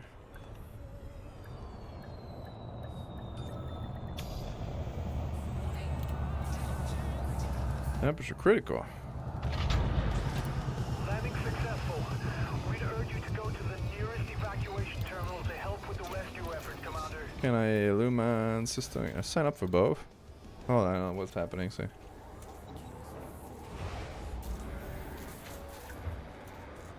Let's sign up. Evacuate passengers. And where do I take them? Wherever I guess, wherever it sends me. Like it's like this is like a. I guess it's like a. Like I see. Sign up. 14,000 people. That's a good. Almost 15,000 people sign up. Nice. It's actually. Look at the difference, by the way. 15,000 are doing evacuations and 4,000 are doing. But the funny thing is the credits earned are actually higher on the bounty hunting side. Well, they're almost 50% higher on the bounty hunting side, even if 1/5 of the people have signed up. It's kind of crazy. Wow. Cool stats. All right. Did I sign up? I did, right? Yeah, sign up, sign up. Passenger lounge. All right. Group transportation. So these are show materials. Mechanical components. I think I'm full on Strange Wake solutions. I don't know, like I'm kind of full on this stuff as well.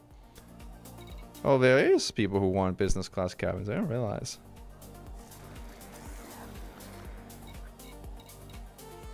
Politicians require evacuation. Minimum cabin class. I don't see a lot of G5 materials though. I'll see G4s. I don't see G5 awards. There are plenty with business class. Actually don't see them. I'm actually looking at the screen here. It says I see a lot of G4 but not G5. Probably MCF. There is one. I guess there is one every now and then. Yeah. There's one in a once in a while. All right, let's go with mechanical components. Assuming we're not full. That's actually great. Gravity rate 3 in the 2G. Let's actually do this once.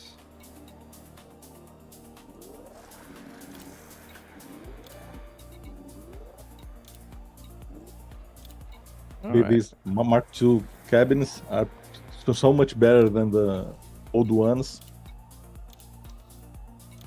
Yeah, they are a little better, I guess. Alright, so let's set a course while we are here. Where am I going? Tourget, here.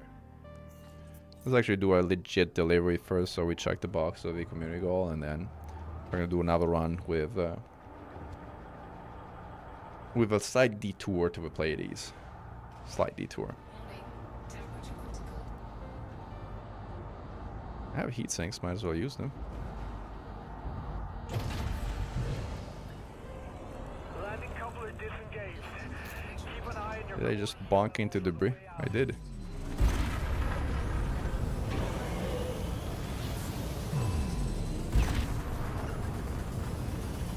The thing about Elite though is a lot of its gameplay requires practically no skill whatsoever, right? I mean, getting in, getting out of these is like, yeah, sure. I guess you need to be able to fight through a mail slot, so there's that. But whatever. Oh, you get G5 when reputation is higher. I see. That's interesting. Good to know. Good to know. Top 10 earned over $1 billion. Wow. yeah, politicians want their own space. Gene stock.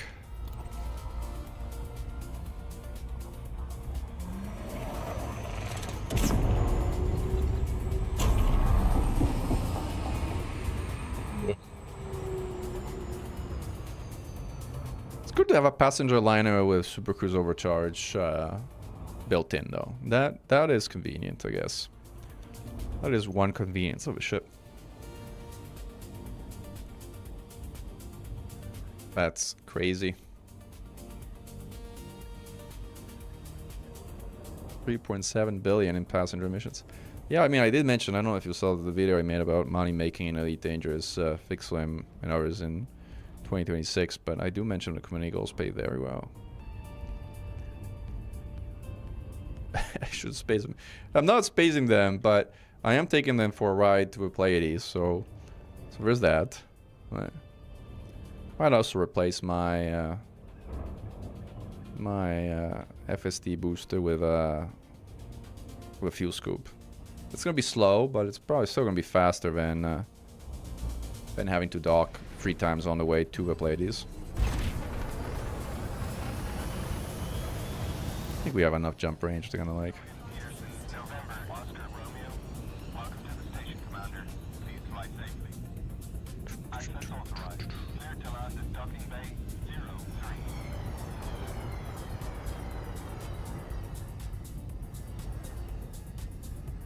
Shot a little bit. Well, the acceleration is not fantastic, I have to say. There is skidding in this ship. It's not a cutter, but it's also not like not exactly skid free. Yeah, but it handles decently.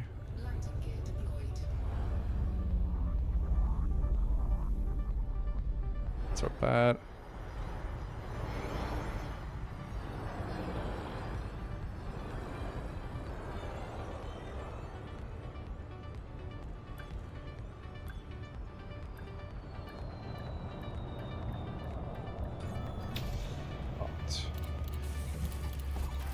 All right, turning these politicians. Ship is on the ground. Commence power down. It's good to have you with us, Commander. I agree. The dolphin. Turn these in for mechanical components. I got those. All right, cool. I wanted to do something. So I have limpets, I believe. Yeah. Let's see if I can put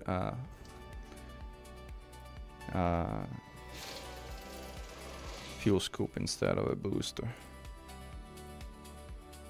Fuel scoops 2A. Yep. Oh man, this is gonna be slow. Alright.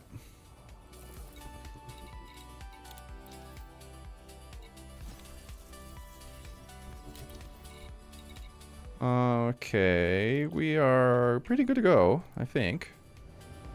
Oh, we need to check our fire groups now that we moved the weapons to the right place. So 1B, 1B, 2B, 2B.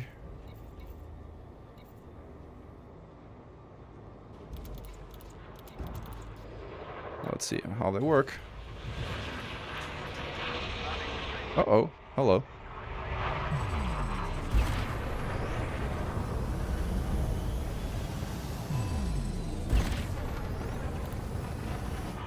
Set a course and then we'll test our weapons before. Actually, I don't think we should. Well, are we gonna dock anywhere after we test these things? I don't think we can.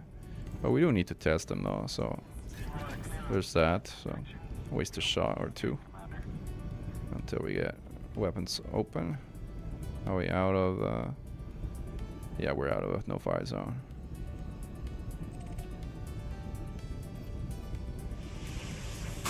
Alright. Yeah, I don't even need to test. This is correct. Alright, so we got the fire sides correct. Alright, we're good to go. Reboot our drive, and off we go. I should really put a second heatsink instead of all this crap. But, you know, this is an evacuation mission ship, so we're gonna live with the design that we made. You know, it says 2 trillion in contributions so far. Well, I mean, the community goal tells you that the system tells you, like, evacuation effort has 3 billion or trillion or whatever number is.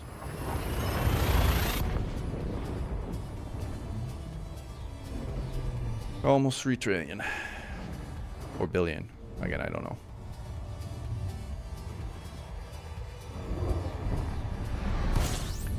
Yeah, the thing about purpose is you can create your own purpose in this game.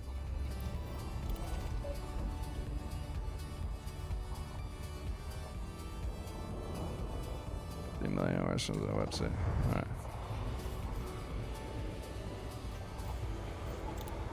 Alright. I am taking these passengers through a detour across the Pleiades.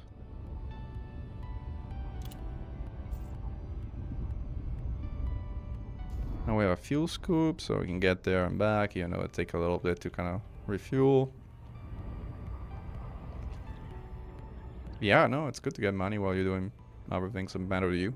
Like, why not?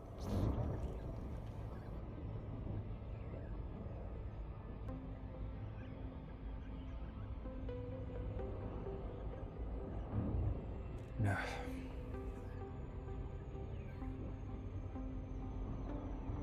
Same way, none at Ryman. That's not true.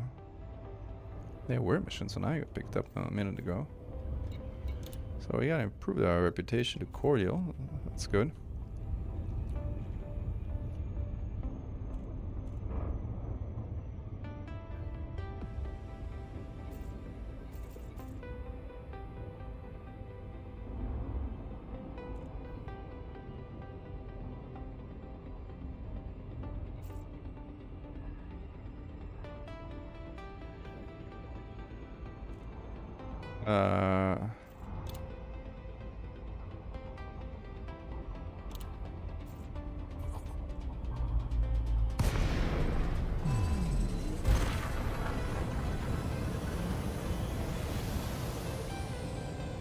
Press emergency docking. Operations. We're experiencing an extreme crisis. We need all the help we can get. You're cleared for approach. Watch out for any stray debris when you get inside the station, Commander.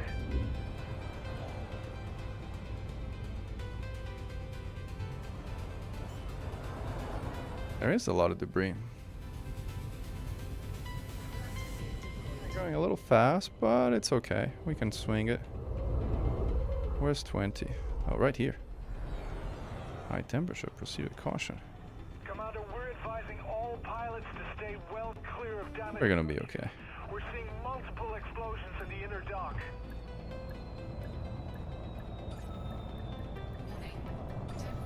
Yeah, we're good, we're good, we're good. Alright, cool.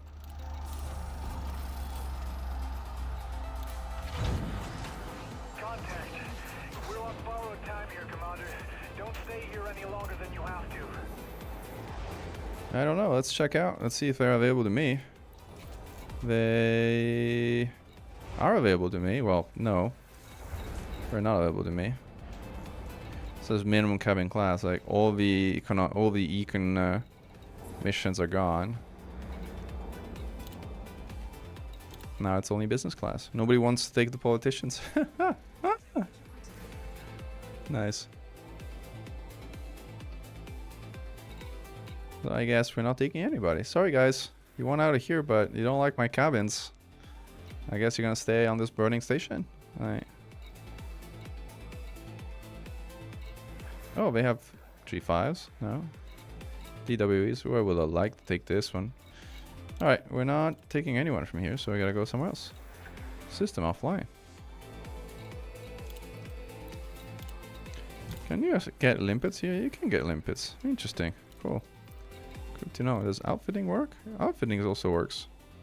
Why is this so interesting? You know, like, we're on fire, but we will swap out your heat sinks. Because why not? Can I actually get passenger cabins here? Where are passenger cabins?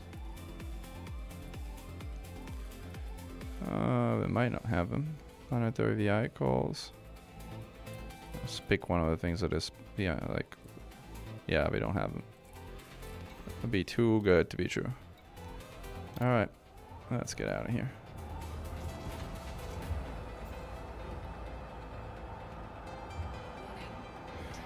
Temperature, creature, cool. Yeah, alright, we'll use a heatsink, we're good.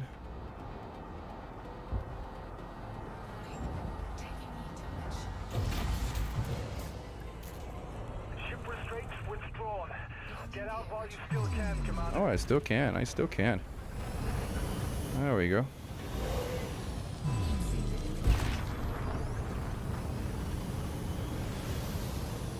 Alright, so where are we going? Like, you can evacuate from any station or ground port in the system. Well, not this one apparently. Like, this one's like... These are all on fire. Is there a medium one I can get to? Just to see if I can dock. Probably not. That's interesting. They released a medium ship and all the ships, all the things that are on fire are like big ports. Yes. No, Hibiki, the reason is cabin class. All the missions are business class. But let's go to the Hall Observatory. So it should be... Right.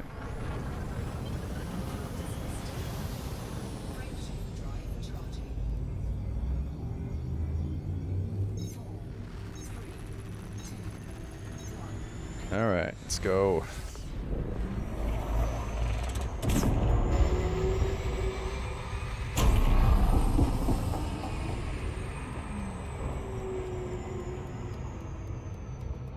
Dip of shame. Thanks to a chat, which told me that the minimum size of passengers 135, I now have, I don't know, a lot of cabins. More than enough to take on the smaller missions, at least.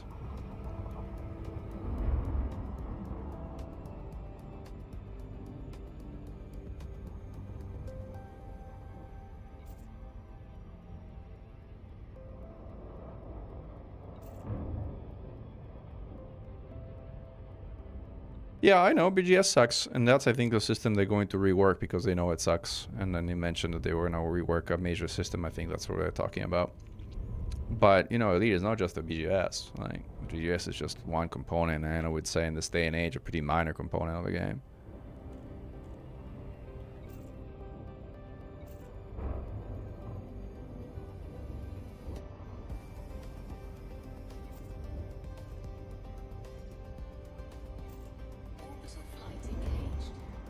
Orbital flight. One thing they did get really right is atmospheric effects.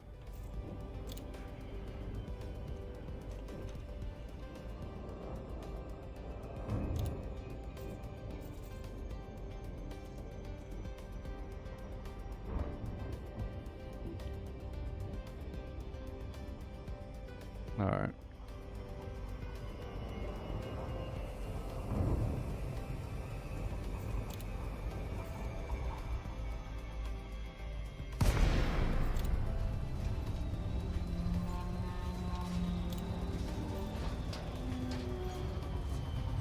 Alright, we made it. Let's dock.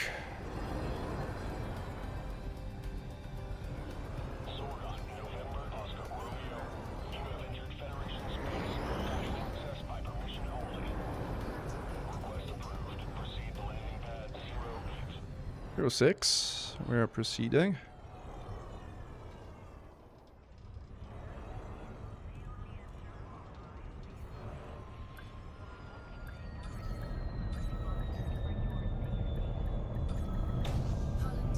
Bonked.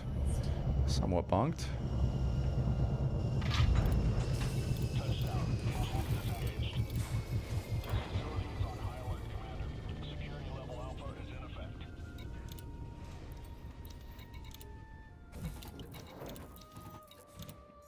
So, do we have evacuees? Evacuation. Okay, so these guys are evacuating. It has kind of silly rewards, but it's fine since we're basically going to the Pleiades, taking them for a detour. Alright guys, ready to take some Pleiades through the Pleiades? Let's do it.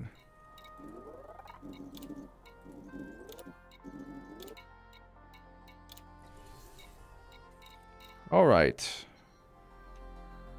Why it's only politicians, I don't know, but it is only politicians. Alright, let's dance. We're not gonna have time to do a Hydra, but Hydras also typically don't interdict you alone, so alright. Let's head out.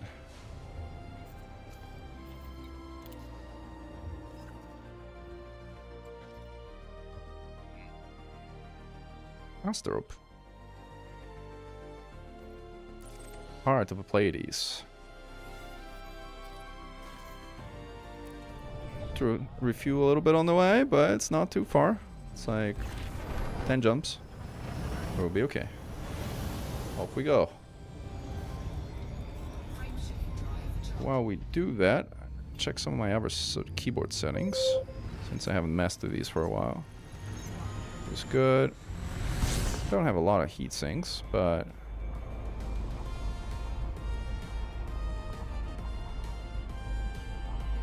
okay.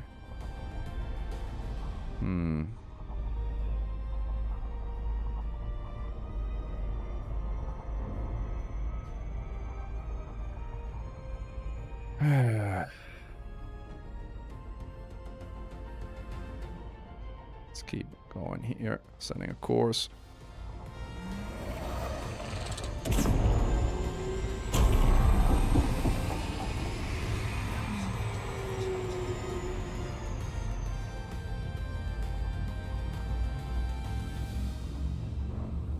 Yeah, that's right. This is elite. I'm taking effigies from a base that was not on fire through Fargo territory, which kind of is on fire.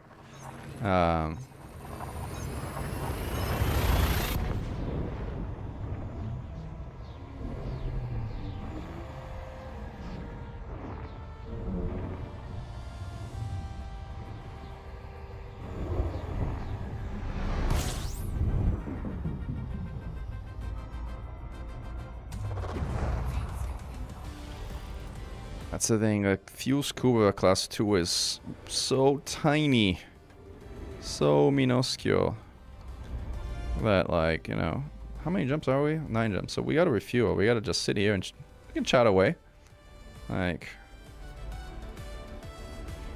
so I'm not sure if this is gonna cut it in terms of, like, fire.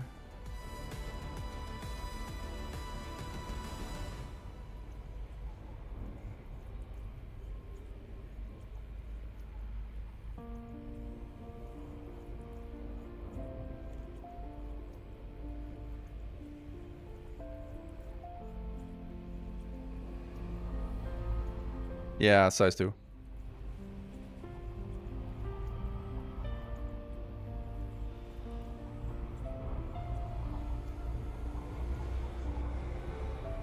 Yeah, I wasn't joking. Slow boating it is.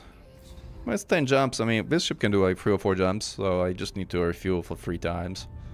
Like, it's at the point where I could have probably gone and docked somewhere and a time save that would be similar, but you know, we can sit there and chat, which is fine.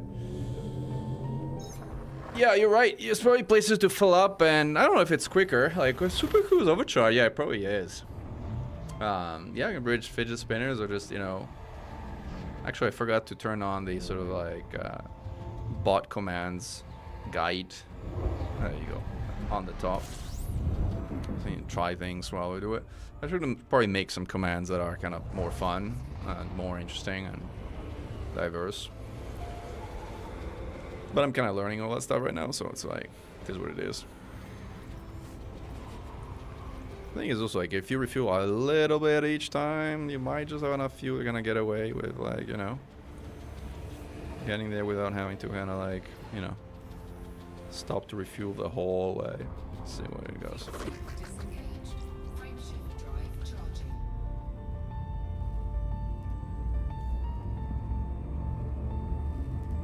Well, Horus DMDA, like, for one, you know, fighting a Hydra in this thing is comparatively easy, especially if you sort of convert it into a proper combat build. Right now, I'm like role-playing a bit more, like taking these politicians through the Pleiades, and then decide what we're gonna do with them. You know, Maya B has a wonderful black hole, by the way. I wonder if they want to see that black hole from up close after we go through a Fargoid battle, but we'll decide.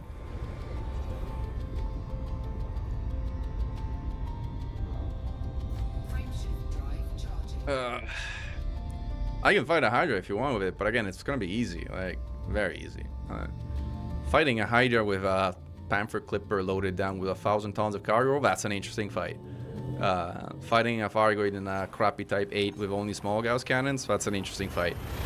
you know, putting 4 mod shards on this thing and slapping a Hydra around, like, I mean, if you want, I can do it, but it's not like, you're oh my god, that's like, you know, unbelievable. I mean, it's just, like, whatever. A good medium ship that slaps a Hydra around. Like, I've done hundreds of that. It's not thousands at this point. Like,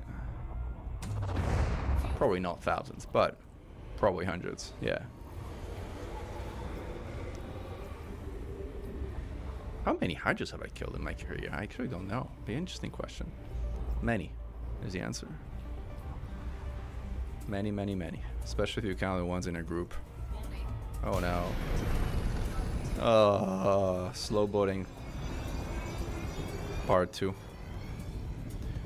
But I do intend to fight off high predictions if I do get high predicted. Now, if I get Hydra triple Bazi, that might be tricky to fight off. But, you know, if I get a Clops or double Clops, triple Clops, I can probably swing that. Right.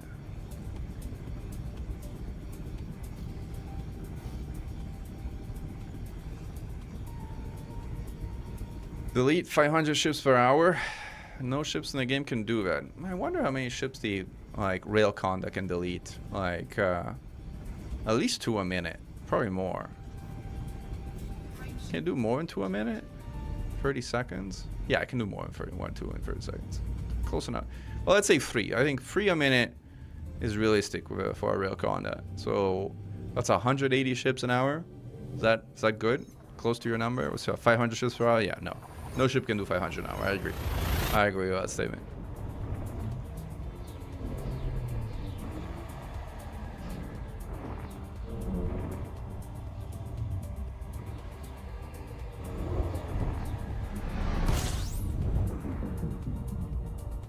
You need good AoE skill.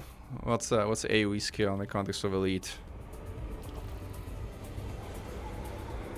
How are we doing on fuel here? This is not a scoopable ship. Like, is the next one scoopable? Again, you gotta keep in mind that high predictions drain your fuel, so you don't want to end up stranded. But we're still, I think, reasonably far from Asterope, so that we are not getting an interdiction range. The interdiction range is 200 light years from Aya, so we're getting close. Kind of jump or 2 away from that.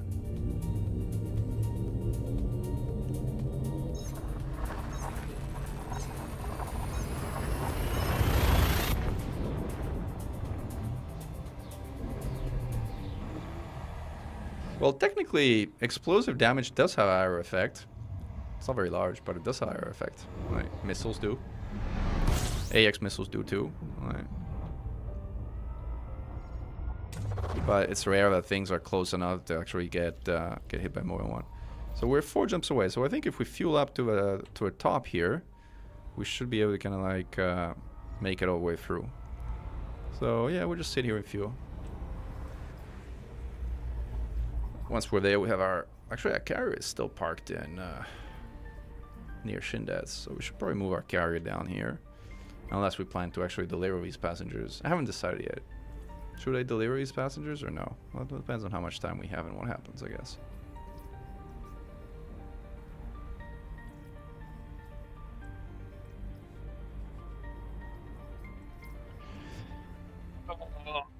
Alpha, beta, gamma, shockwave generators. That's, where was shock generators? That was from Albion Prelude, right? From the X games. Those are really OP. They probably, if I remember correctly, with the PSWGs, was that they were basically killing not just enemy ships, but friendly ships too. So if you ever had allies flying around, like, you just murder everyone, including your friends. Oh! Come on. Whatever. Second time to drop.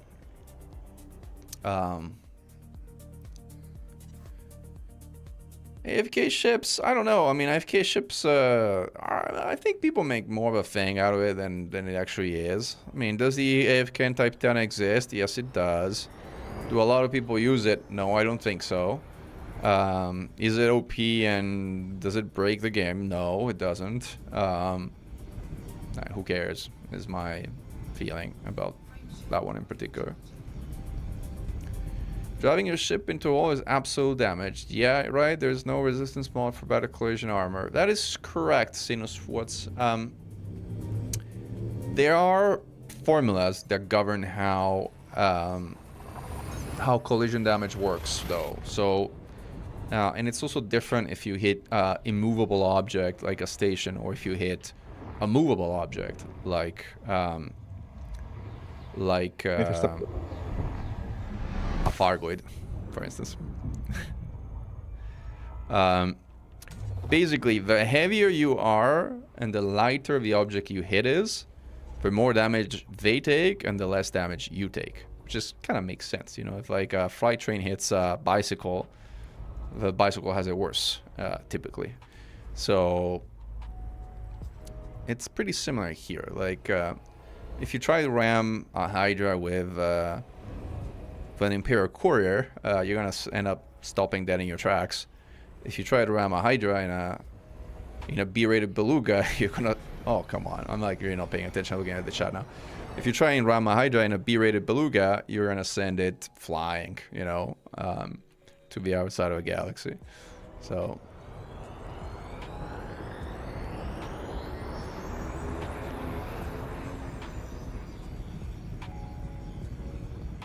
That's right, yeah, I remember that.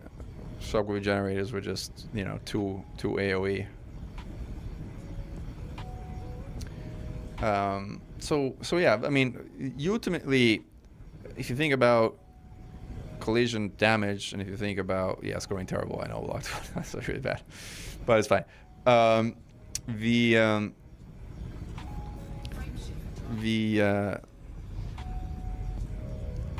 The way to think about the resistance mod for collision damage is the way to think about the damage resistance mod for absolute damage in general, which is more raw hull hit points.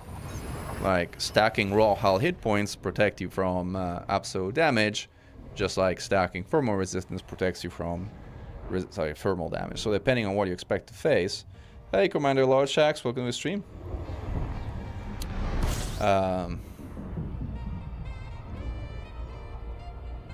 Yeah, I mean, you can test that, I agree. Alright. Is this a scoopable star? It's not. Is the next one a scoopable star? Where are we? We're in the Pleiades, so we gotta be careful now, because if we jump out here, can we dock? Yeah, there's a docking space. We might be able to refuel Valor if we get hyperdicted, or jump to a close by system. So we're good, we can jump. Alright, even if this ship isn't in the star, isn't scoopable. That was a 20% chance of getting interdicted, and obviously, given my luck, since we're 2 jumps from Asterope, I will almost certainly be hyperdicted on this or on the next jump. We'll see. Thank you for the like.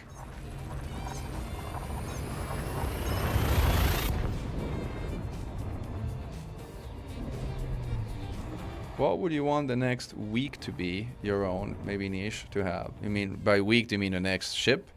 Is that what you try to type? Or what do you mean by next week, answer? Ship, right.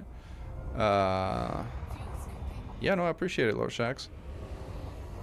Yeah, this is, goes hard. We have, like, full blast AoE. So let's just sit here and refuel a little bit, even though the next jump is really sort of a short jump. The politicians are cursing me. They're like, yeah, we really don't want to go to a Pleiades. Like, we're not supposed to go there. Why are you taking us there? Like, I'm just taking you for a tour. I'll just show you the beauty of the Anti-Xeno Initiative headquarters. Maybe actually we'll go there after Astro. Or should we go there now? I think we should be in range to be able to jump to the Pleiades Zoo in 1 or 2 jumps. Actually, it's one jump. Yeah, let's go to the headquarters of the AXI. Easier. Sort of more fuel, but now I think we have enough fuel to kind of go 2 jumps even if we get hyperdicted, so we're good. Alright, let's go. It wasn't too bad. A few scooping, come on. Alright, so what ship I wanted? So, I mean, it's interesting because basically the ship I wanted was a high skill ship that was difficult to handle and hard to master, which the Kestrel sort of was. So they kind of gave me the quote mechan ship with a Kestrel. The problem with Kestrel is that it is still pretty tanky, and it's not exactly what I had in mind. Like, what I had in mind was more of a glass cannon. It was like, imagine a Python Mark II with even worse internals, which flies like the Kestrel. But with for sake of argument, class 7 power distributor and 6 hardpoints. That's the Mechan ship. It's basically the ship where if you just slip a moment and get hit with a stray shot from a scout, you die. But if you don't get hit, you just delete everything in front of you.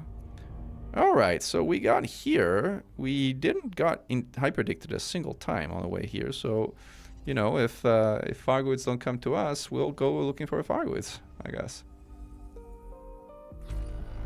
Or do you want us to fight? Don't say a Hydra because we don't have time for it. And by the way, I don't have enough heat sinks, and this build is just too stupid for a Hydra. I could take a Hard or 2 if you really want it, but like let's take something like a Bazi or even a Medusa. But like, I don't even know if I have time to do a full Medusa. Like, so see if we find a Basilisk.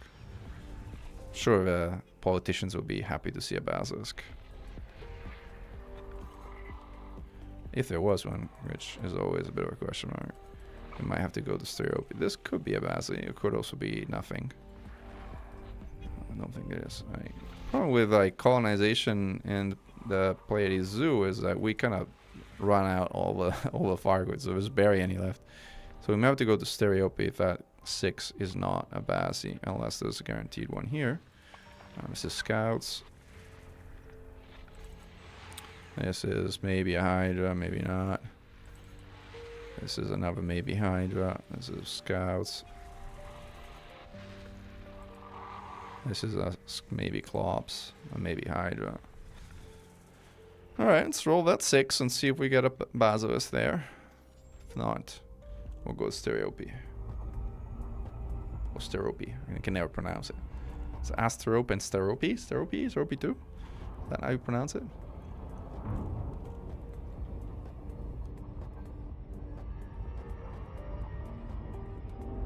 Can Titan Hearts still be salvaged?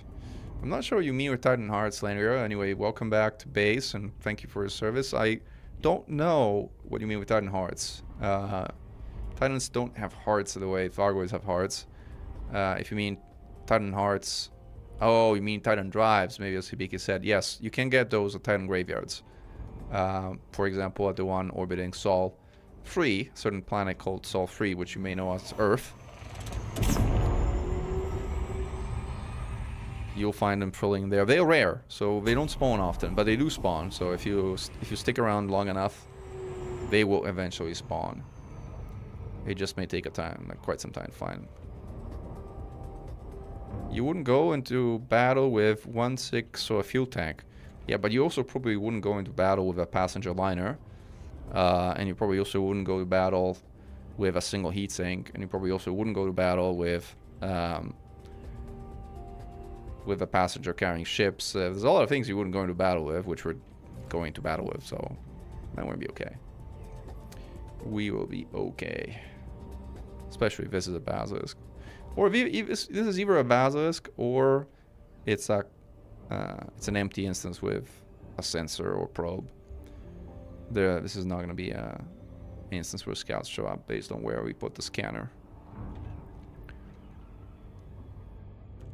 Let's see.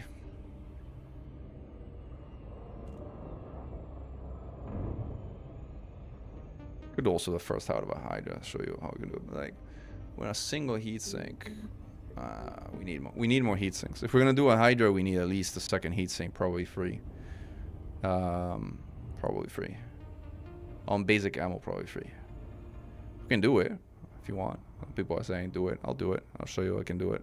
With Gauss, by the way, not even mod shards. Mod shards are again make fighting incredibly easier on a class 5 distributor in particular. So. Like again, there's ways to like do this optimally, and people have done it. So it's like, oh, not all that interesting in my book. All right, here's a Basilisk. We don't have a scanner, so we're not gonna get the scan. So we're just gonna let it look at me. Right. Turn around, and then we dance.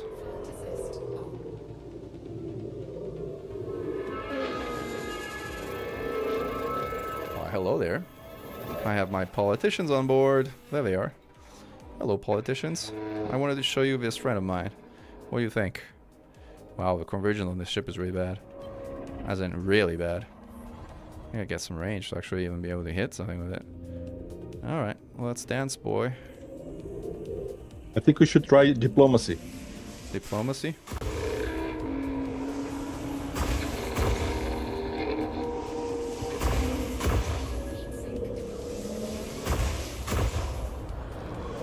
How about Gauss cannon diplomacy?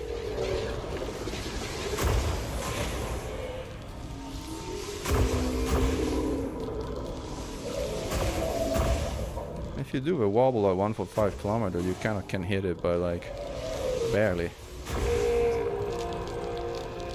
Oh, I forgot I had flak. I totally forgot I had flak. I almost never have flak. Well, let's use it since we have it.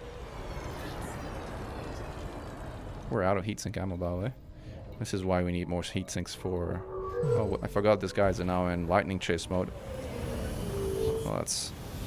The damage I took, by the way, I took from the heat, from crashing into stars, not from the fire with bow. Where's my heatsink? There it is.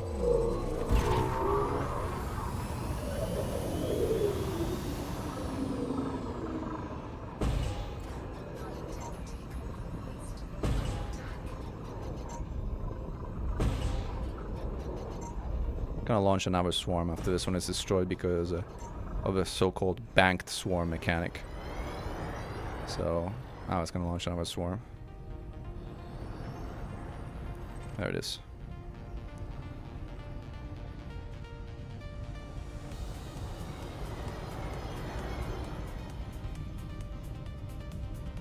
Bye, always Jay. 07 VR Punk, welcome to the stream. Glory mankind. The toilet of the ship? Yeah, it's a good question. Does the ship even have a toilet? Never seen a toilet. Well, we don't have ship interiors, so we don't know, I guess. We got it? Yeah, we got this one.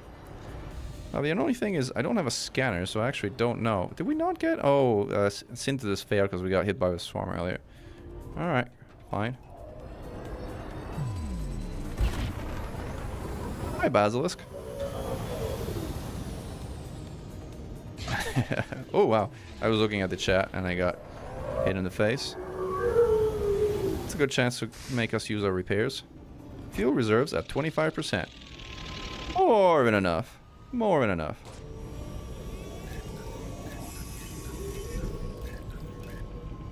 What is wrong? Oh, I know what is wrong.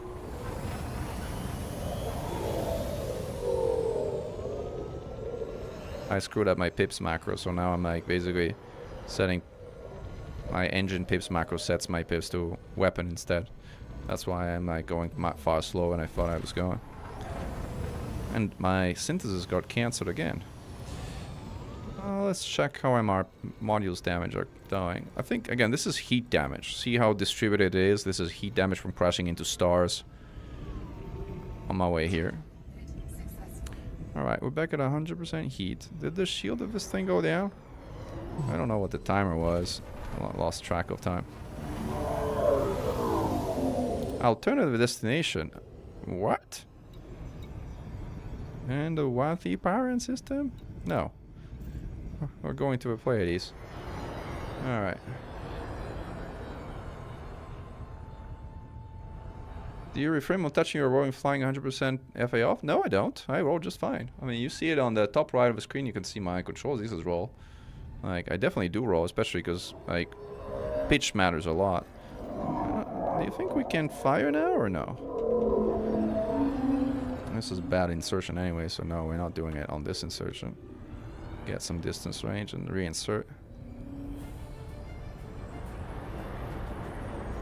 Can you eject politicians into space? Yeah, I can do that. There's a black hole at Maya B. We might be visiting it after this fight. We'll see how it goes. Engaging. What happened here?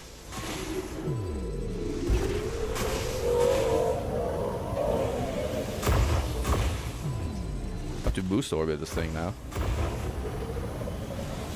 Missed. This is bad.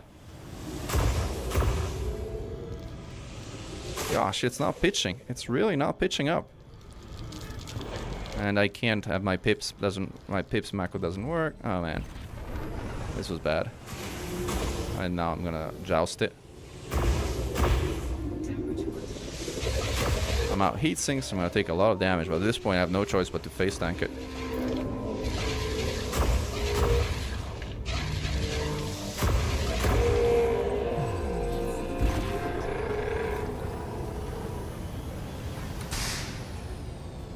Good things MRPs work also while being repaired. That's why we don't use the Guardian ones. Especially since, by the way, I forgot that I have to turn off store my hard points for that to work. And then this now turns online, and we need heat sinks. Heat sinks. This thing is gonna launch swarms.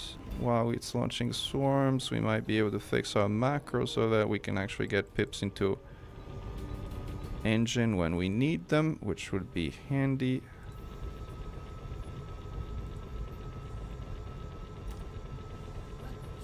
We got sinks, we got a swarm coming, we got our macros fixed, and life is... Did this repair? Yes, it did. Alright, hard points back out. This guy is behind the swarm, which is annoying. And this guy is jumping out, so we gotta get its attention.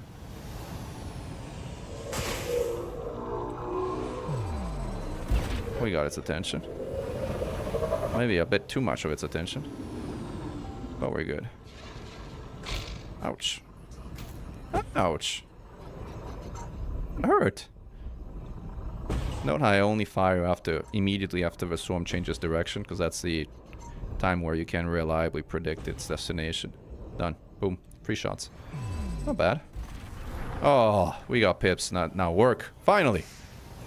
Finally.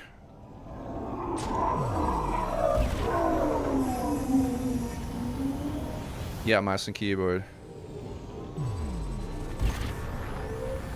Yeah, we fixed the pips. Is this going for a rearm? Where is he going? Yeah, it's a rearm. When they jump away, they fly straight. They don't do this whole very weird dance. 591. So we're now at peak speed because we have lightweight armor. My lightweight armor is not as bad as I thought it was going to be. Granted, this is a basilisk, not a hydra, but still, could be a lot worse. Should we summon our carrier while we're here so we can actually put some heat sinks in? Maybe. Again, you guys seem wanting me to see to do a hydra. We can do a hydra, but again, it's not going to be that interesting in my opinion. Let's see. Oh, I fly past it. Trigger a lightning. This is like a... It's interesting that you can do this kind of lightning bait. It's very hard to do. On a ship this fast you can do it, but it's not common that you do it. Lightning only works once, by the way, in each rearm cycle. So... Oh, I thought I was going to dodge that. I sort of dodged that, but not that much. So until it goes to rearm, it's not going to fire the lightning again. Right. There you go. Shield is down, actually. But now I actually wanted to go rearm because... so that I can initiate an orbit in a reliable way. So I think that... Is that a rearm cycle? Maybe. Sort of looks like it, but unclear.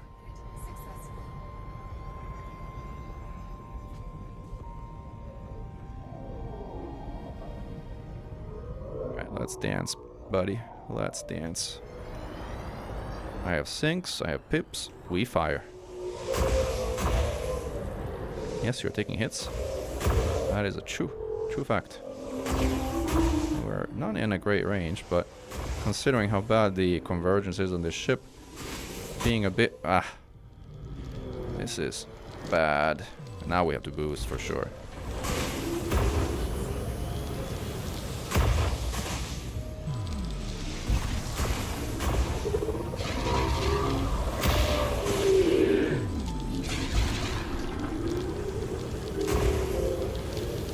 God, that's bad shooting. Really bad shooting. And gosh, this ship does not pitch.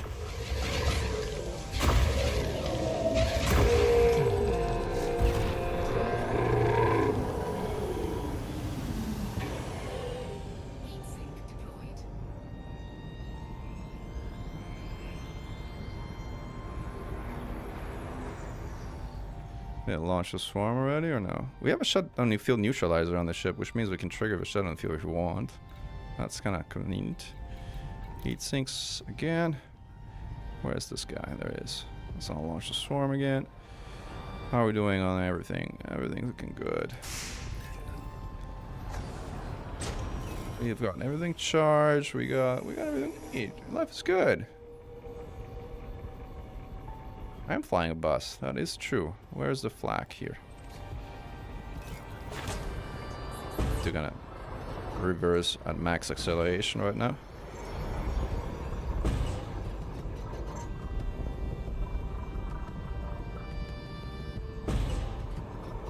Plus is logging out. Alright, hello, 07 thanks for commanders. joining, 07. And he's down. 3 shots again. 3 by 3. Not bad. Let's keep an eye on that shield. We are at full armor, full MRPs. We could repair our weapons while we're at it. Might as well. Let's do it. You don't need to store hard points if you repair weapons, because it basically automatically takes them offline and gives you the power grid you need to kind of do it. So there's that. Switch to Gauss. Switch back to Gauss. You gotta make sure that you don't get too far away, otherwise the interceptor might kind of lose track of you and jump away. And if he doesn't have a swarm out, it doesn't need to recall the swarm, which means it jumps away very quickly. In this day and age, it's something you gotta pay attention to. Let's see if we can bait the lightning so that it's like not active, like when we kind of like, did we baited it? No. The trigger for lightning is actually 700 meat. Oops. That was unnecessary damage we took. So I just tried to pop a repel limpet and instead I flacked myself in the face for 4% damage. And massive module damage usually. Right. Module damage fortunately was not too bad. But hull damage was significant because we don't have a lot of hull. The eye patch. Well, Kai, I've done it. I've done fighting with not just an eye patch. I've done fighting with a full-on blindfold. If you want to check, search my channel, you'll see me fighting Cyclops blindfolded, which is kind of very piratey like. Is the shield down on this thing? At this point, it should be down. If it's not, it should be almost down. So like, we should be able to kind of engage. All right, let's do it.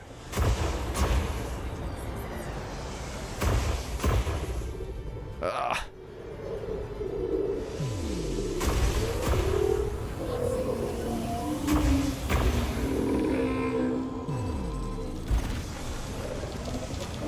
I have to boost again. It's like boost orbiting the bus.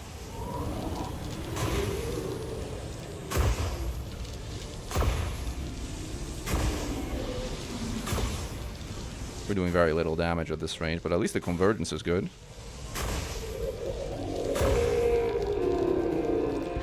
Alright, I think this is the shutdown part.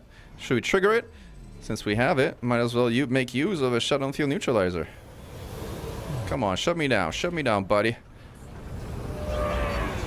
There you are. And it didn't work. Sorry it didn't work. I'm very sorry for you. Oh, you got caustic missiles. I got caustic heat sinks. Those are not gonna work either. It's such a bad day, huh? Kinda orbiting, going in a circle here to kind of avoid the swarm fire. And now, returning fire. Very good hit on that swarm. That was a decent hit, not perfect. May need a 4th hit there. Oh, it kind of dodged. Swarm dodged.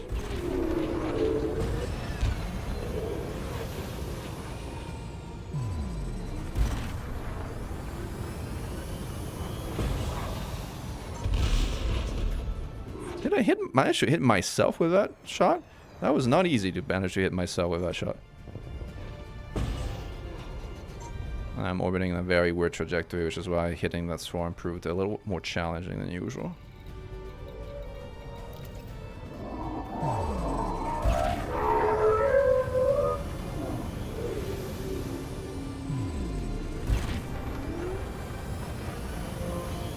Whoa.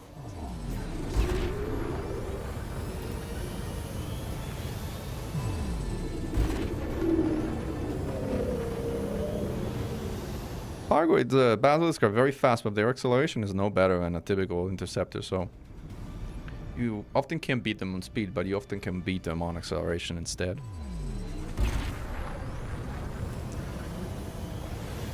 We got our heatsink back. I got 1 heart left, and then we'll finish this fight gloriously.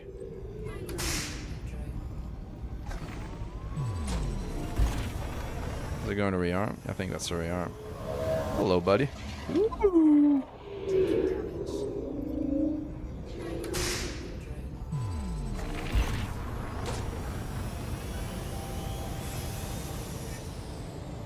We have heat sinks. We take some module damage, but kind of pretty low. Barely any worth repairing. Let's dance. 07 Commander O's. Apologies for that. I'm allergic to Fargoids.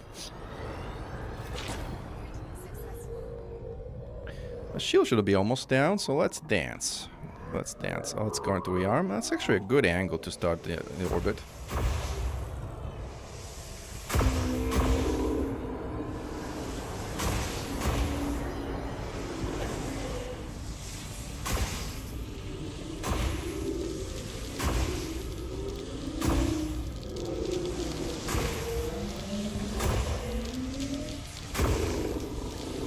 Full fire. Promised you we're gonna finish this gloriously, right? So let's finish this gloriously.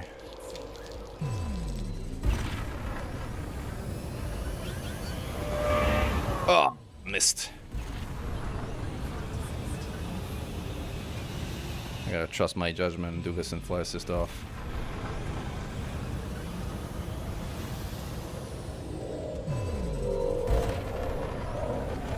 Hey, VR Punk, welcome from out of a lurk. Welcome to mainstream unlurking. Boom! Alright, there we go.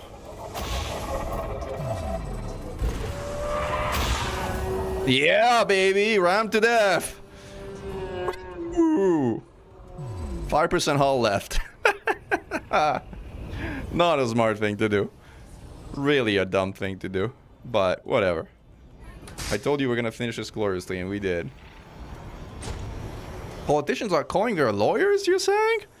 Well, you know, they can call their lawyers, because, like, we have caustic sinks, and they don't. So let's do this. How about we go to the center of this.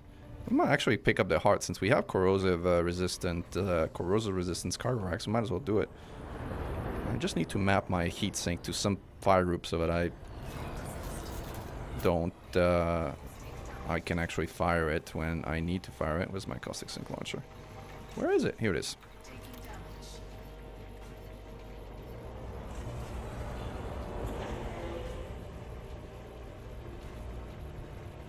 What's my scoop button? I don't know what my scoop button is. Alright.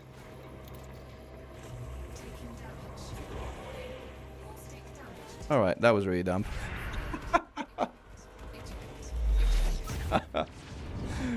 Alright. Well, no refunds, as the name of his ship entails. Right? It was fun, though. I wonder where it kind of spawned me. Like... I didn't realize. Why did the ship take... Oh, we're respawning a storm. Poor politicians. Yeah, too bad. Sorry, guys. That was, you know, part of the risks of the experience. Definitely one bye-bye politicians. I don't know if they were Republicans. I think it might have been both parties, or all parties. We respawn a Storm Range Industries, which is nice. And I think we're going to summon our carrier back here. And I think we accomplished the community goal mission in the previous one, which is why we did it, the previous step. So I don't know where I can click this thing. It's going to send me back here. Let's go to our carrier management screen. Yeah, Storm Range Industries is actually the anchor port of the Pleiades Zoo. It's a primary port. It's the first port that was built. And as a result, it holds a particular interest in the scheme of things. I think we also might have passed 2 billion population in the Pleiades Zoo, but where are we? I also need to kind of pull my dolphin down here. Lumon is there. We're all the way down here? No, down here? There we go.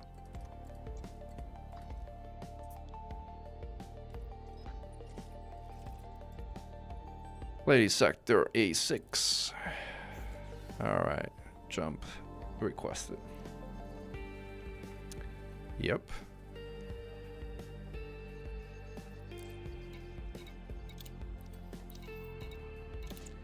I think we need limpets at this point. We don't have any yet because we just exploded. We can turn in our bonds. Actually speed up the process of turning in our bonds, which is welcome. 24 million, nice. What's a rebuy of a ship? With all the modules and stuff. 4 million. Still a pretty good deal. Right.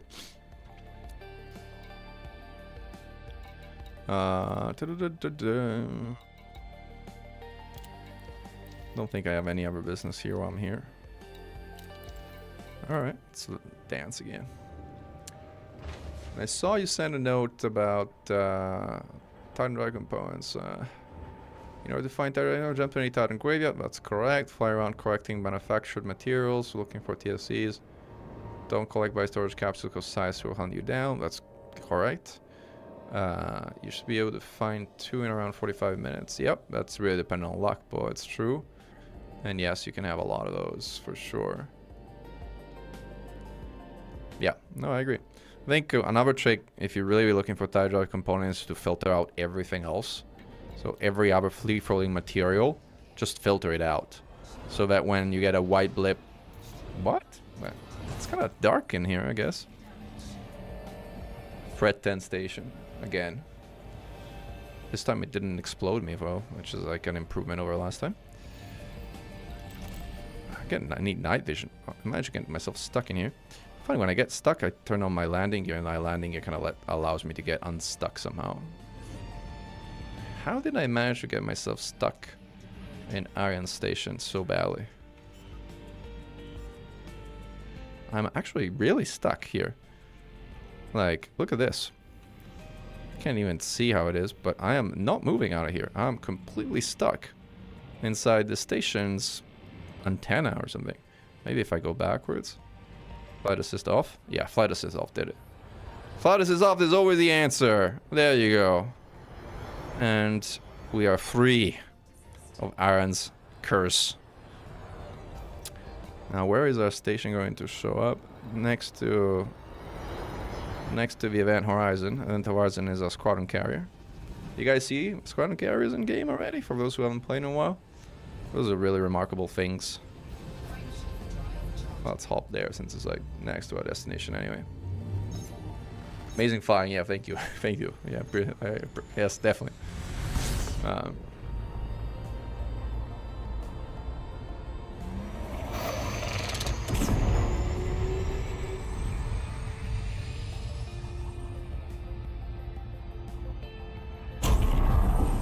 Whoa.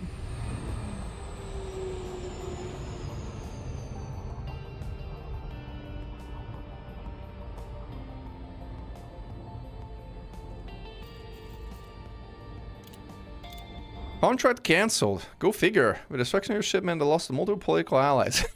Sorry. Maybe I shouldn't have just sat in caustic for the sake of being... for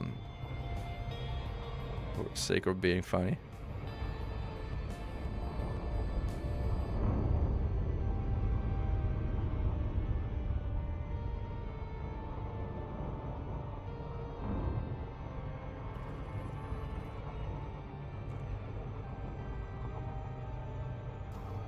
I was thinking if I could do like a pass in the underhalls of the planetary port, but I think the ship is too big. I don't think it would fit. Yeah, no, it's not gonna fit.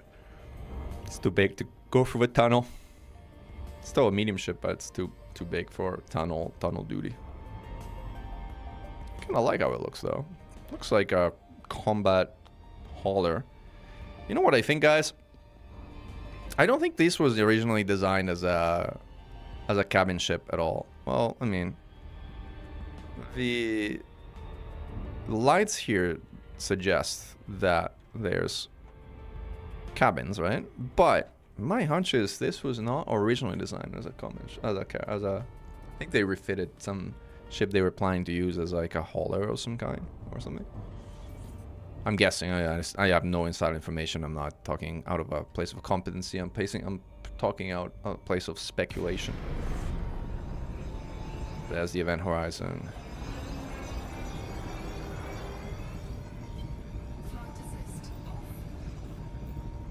Mighty squadron carrier of Xeno Strike Force.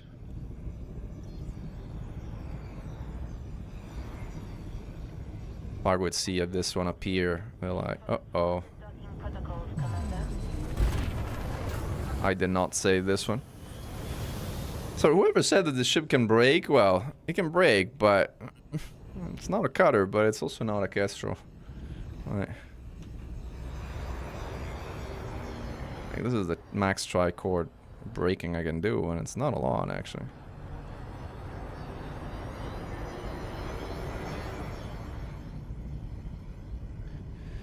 I mean, it's maneuverable. I don't know. It's more as far as medium ships go. I guess so. Maybe a little more maneuverable in the Chieftain, I would say. But the laterals are not as strong as like some of you guys were suggesting, and so I don't know. Mandalay still flies better for a light. I mean, I always think in terms of like power distributor class, right? Because like that's what determines your sustained DPS at the end of the day, is what size your power distributor is. Everything else is details. Unless you're flying a vulture where you know only have 2 hard points, and it's a different story. But for most ships, the main factor of a ship is the size of its power distributor. Carrier, Commander. And the Chieftain has a class 6 power distributor, so it's in a different category in my mind. Right? The Chieftain competes with the FTL and with the Mamba and with the Mamba has a class 6 or class 5. I can never remember. Like, I think it's the same as the FTL if I remember correctly.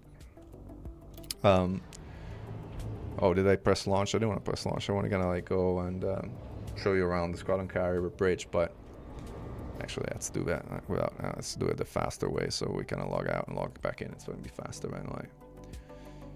Yeah, that has size 8 distro, but the vet is so incredibly small. That's the thing. There is no fast ship, none, that has a class 8 power distributor. Because the 2 ships that have a class 8 power distributor, which are the vet and the Conda, are both incredibly slow. So yes, you have tons of firepower, but you're not going to be able to deploy it almost anywhere ever because you're not going to be there when it needs to be there. So so the fact that they have a class 8 power distributor is only so useful. That's why the Corsair is just so incredibly powerful. It's got a class 7 power distributor with the hard points to use it, and in a package that comes at over 600 meters per second, or exactly 600 meters per second, while also being able to support 6,000 hit points and full internals. It's just the most powerful heavy fighter the game has ever seen. What's our we're in a XSF uniform. Let's maybe change to a new Maverick with a new community goal setup, which kind of has a bit of a different look.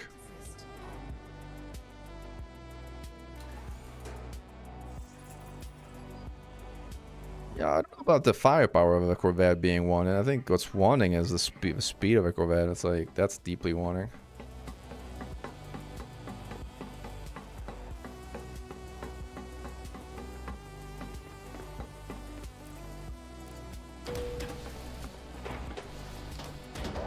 I don't know if you guys saw the interior of a squadron carrier, but it's similar, but there are some differences to the interior of a traditional carrier. Like, for one, there's the other direction. There's a squadron bank here, which is a big vault. I wish they would have done something that made this vault interactable. At the very least, you look at it and click on it and it opens the squadron bank. The fact that you can just come here and there's nothing to interact with whatsoever, it's a little bit sad. How hard would it have been to kind of put a button saying open squadron bank and it pulled you into that interface? I mean, I don't know. It is just still like a bit of a missed opportunity. It looks pretty though, right? Even like behind the bar. And then the rest is pretty similar. Now you can actually install this sort of pilot's lounge, which is the bar essentially. And the bar is kind of the same as like that of a typical carrier. In addition to there being squadron logos all across the squadron carrier, which is nice. Pioneer supplies is the same as like any squadron carrier. I don't think they special. I don't think they. Do they spawn special deals? No, they don't. They stock all weapons, but they don't stock special deals, which I guess is reasonable. And then the other difference, in addition to the squadron bank in the rear, is a bridge. Obviously, the external views are different, but the main difference is there's a ready room in a squadron carrier next to the commander's quarters, which is actually quite nice. So this is a classic bridge of a ship where you can see that massive bridge. Like, I don't know if you kind of get a sense of it, but especially in VR, the sense of scale of this ship is just massive. It feels like you're really on board something big, which you are, because this thing is very, very big. Considering how big an Anaconda is, each of those big pads that you see on the side, an Anaconda is like one of those, each of those pads. So this thing is absolutely humongous. Of a beast. And then typically you have a captain quarter here, which you're familiar with, this section here, and this thing now has a ready room here. And finally they removed the NPCs sleeping here, because there was NPCs that were typically sleeping here, which looked just bad, and they finally, I guess, got rid of them because they looked bad. So now you guys can get a whole squadron sitting here with like a commander that's like at the lecture kind of podium talking about whatever mission the squadron is going to go about. I thought this was a neat touch. I like the ready room. It's like my favorite addition of the squadron carrier setup. And obviously, the other thing I really like with squadron carrier is the honk. The honk of a squadron carrier is much deeper, stronger. It carries more weight than the honk of a traditional carrier. It's almost like, you know, a traditional carrier honks and it's like a cargo truck honking, and the squadron carrier honks and it's like a cruise ship honking. It's like that level of difference when it jumps somewhere. So anyway, and there's an express lift that can take you to. Oh, the other thing that's like there's a jump cabin. I don't know why they did this jump cabin on my way. I guess they imagined that the people could like fit more than 30 people on deck or something, like but there's like this room here which basically just stares at a wall, which is, I guess, intended to be a place where you bring additional commanders that are on board when the squadron carrier jumps. But honestly, I've never seen this in use. I can't even envision a universe where this would be in use, considering that there's like 4 seats at the top of the bridge and like 14 seats just below it. Yeah, no, I don't know. Have you ever seen 50 people on a carrier and being jumped and this being used? You tell me. I haven't seen this. The jump range is the same. Yeah, it's 500 light years, same as a regular carrier.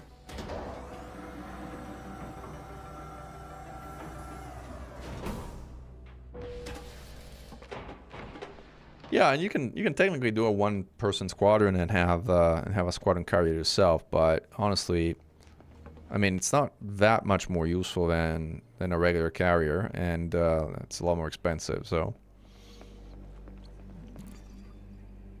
no refunds. If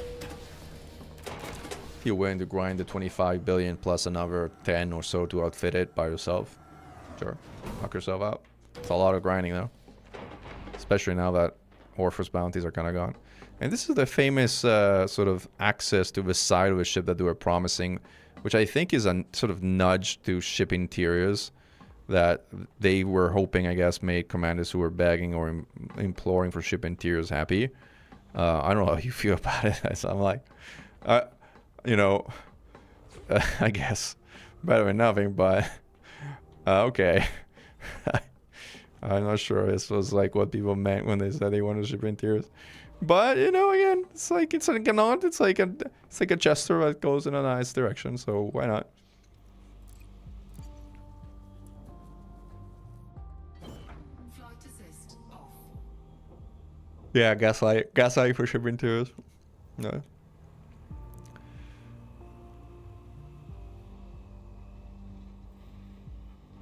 $30 billion never go to spend. All right. I do like a lot the design. I mean, you know, I'm pretty direct and I don't mince words when I have some kind of criticism of FDF for some of the things I do, which I think are not exactly great. But then you gotta give them credit to the things that they do that are good. Like the design of a squadron carrier is just rad. I mean, it's really nice. Like it just looks right. I mean, it just feels right. It feels massive. It feels big. It feels powerful. It feels like what a squadron carrier should feel like. I think they really nailed the design. Like even the sound of when it jumps, it just got it. They just got it all right. It's just well done on this one. Like I was like, I can't boost. Why can't I boost? The reason I have my landing gear.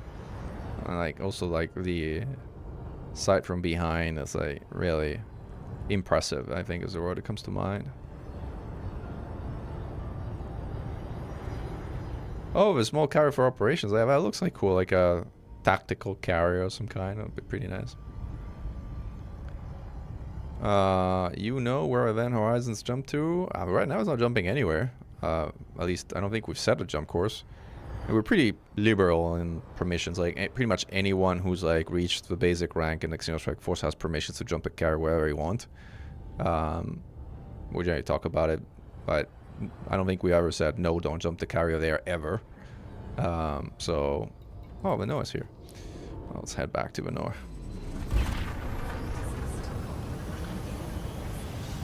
That's a message that the carrier's jumped. Yeah, carrier's here. Hi, carrier.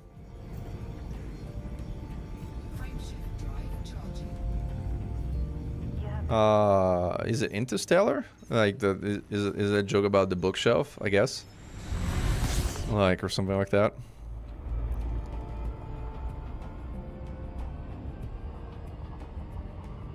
A large ship that can carry a small ship like a Sidewinder as an SLF. Well, I mean, there's not much difference between a Sidewinder and a Taipan. So if you like flying the Sidewinder, fly a Taipan, and you basically got your Sidewinder jumping with your ship in a package. Just can't hyperspace jump. That's it. Pretty much.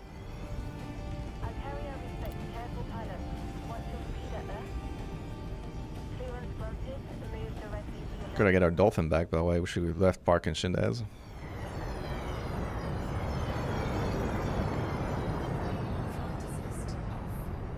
I'm getting more and more used to flying flight assist off all the time, including docking. Like, it's just getting into a point where I prefer it in general over flight assist on. It's just cleaner for me now.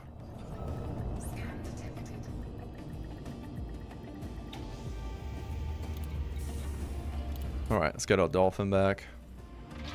That is true, you cannot land an SLF and walk out. That is a difference. Welcome to our carrier, Commander. The Caribbean shipyard. I'll land a full SLF. That's a heavy... our Crusader is one heavy Sidewinder. There's a dolphin. $500,000, huh? Alright.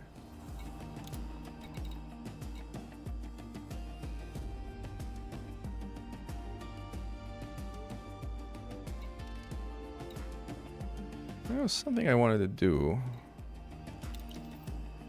I'll take a screenshot of my commanders. Not this one though. Like the one in the XSF uniform. Some decent lighting. The lighting in the hangar is generally terrible. So like, especially for like something that has like a something that has like, maybe if I go over, is this lighting here better? I guess there's some light here. Maybe. Oh, we'll see. I want to do like a portrait, but I need some kind of like uniform background. Something else. Uniform gray background, so I plan to cut it out and Photoshop. There you go.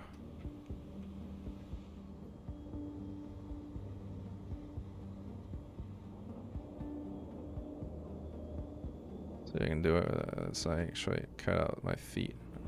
Just go down a bit. It's like this is all gray. I need a background that's like not all gray. I may have to go to a planet unless the interior of a carrier have. I think it's a white, gray, and white, gray, and red one. It's a bit of an odd perspective too from below. I think I raise up a little. Kind of a level perspective, so yeah, so more proper.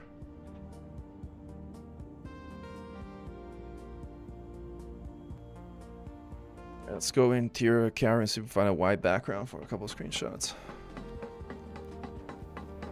Face reveal. I think I face revealed earlier, no, didn't I? I thought I did. The commander that is. I originally created it, I was like, now I'm gonna make something that looks roughly like me. How far can an SLF fly from its mothership? I think it's 25 kilometers. Somebody else will keep me honest here. I think that's the number. Alright, this is much lighter, and this is the interior as a white background. Maybe we can find something that has a cleaner white background, like something like this. What can I get for you? This might be better. We're gonna get the random chatter of the... Oh gosh, the lighting's awful though. This is when you need friends, because friends can actually point a light at you and the lighting is less awful. But, yeah, no. Like this, it's just garbage lighting. Is the lighting in here a bit better? Nope. Still awful. I guess we'll have to go to the planet at some point. Alright, whatever.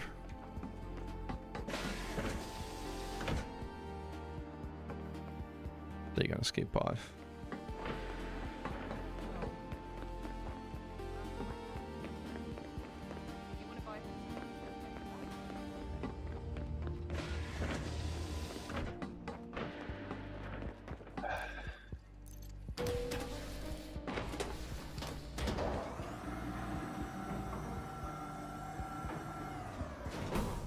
Yeah, I think the 20 kilometer range has something to do with instancing more than anything. I think that's the range roughly where instances start to split, and having an SLF split instance with its master ship is a bad idea for a big long list of reasons. Let's go back into our Castro. Do we need to do anything with this ship? I think we need to take off. No. I think we can roughly leave it as it is. Anything I put on, and ideally, I think instead. Ooh, wrong one. There's a slight difference between a Type 8 and a Kestrel. Very slight.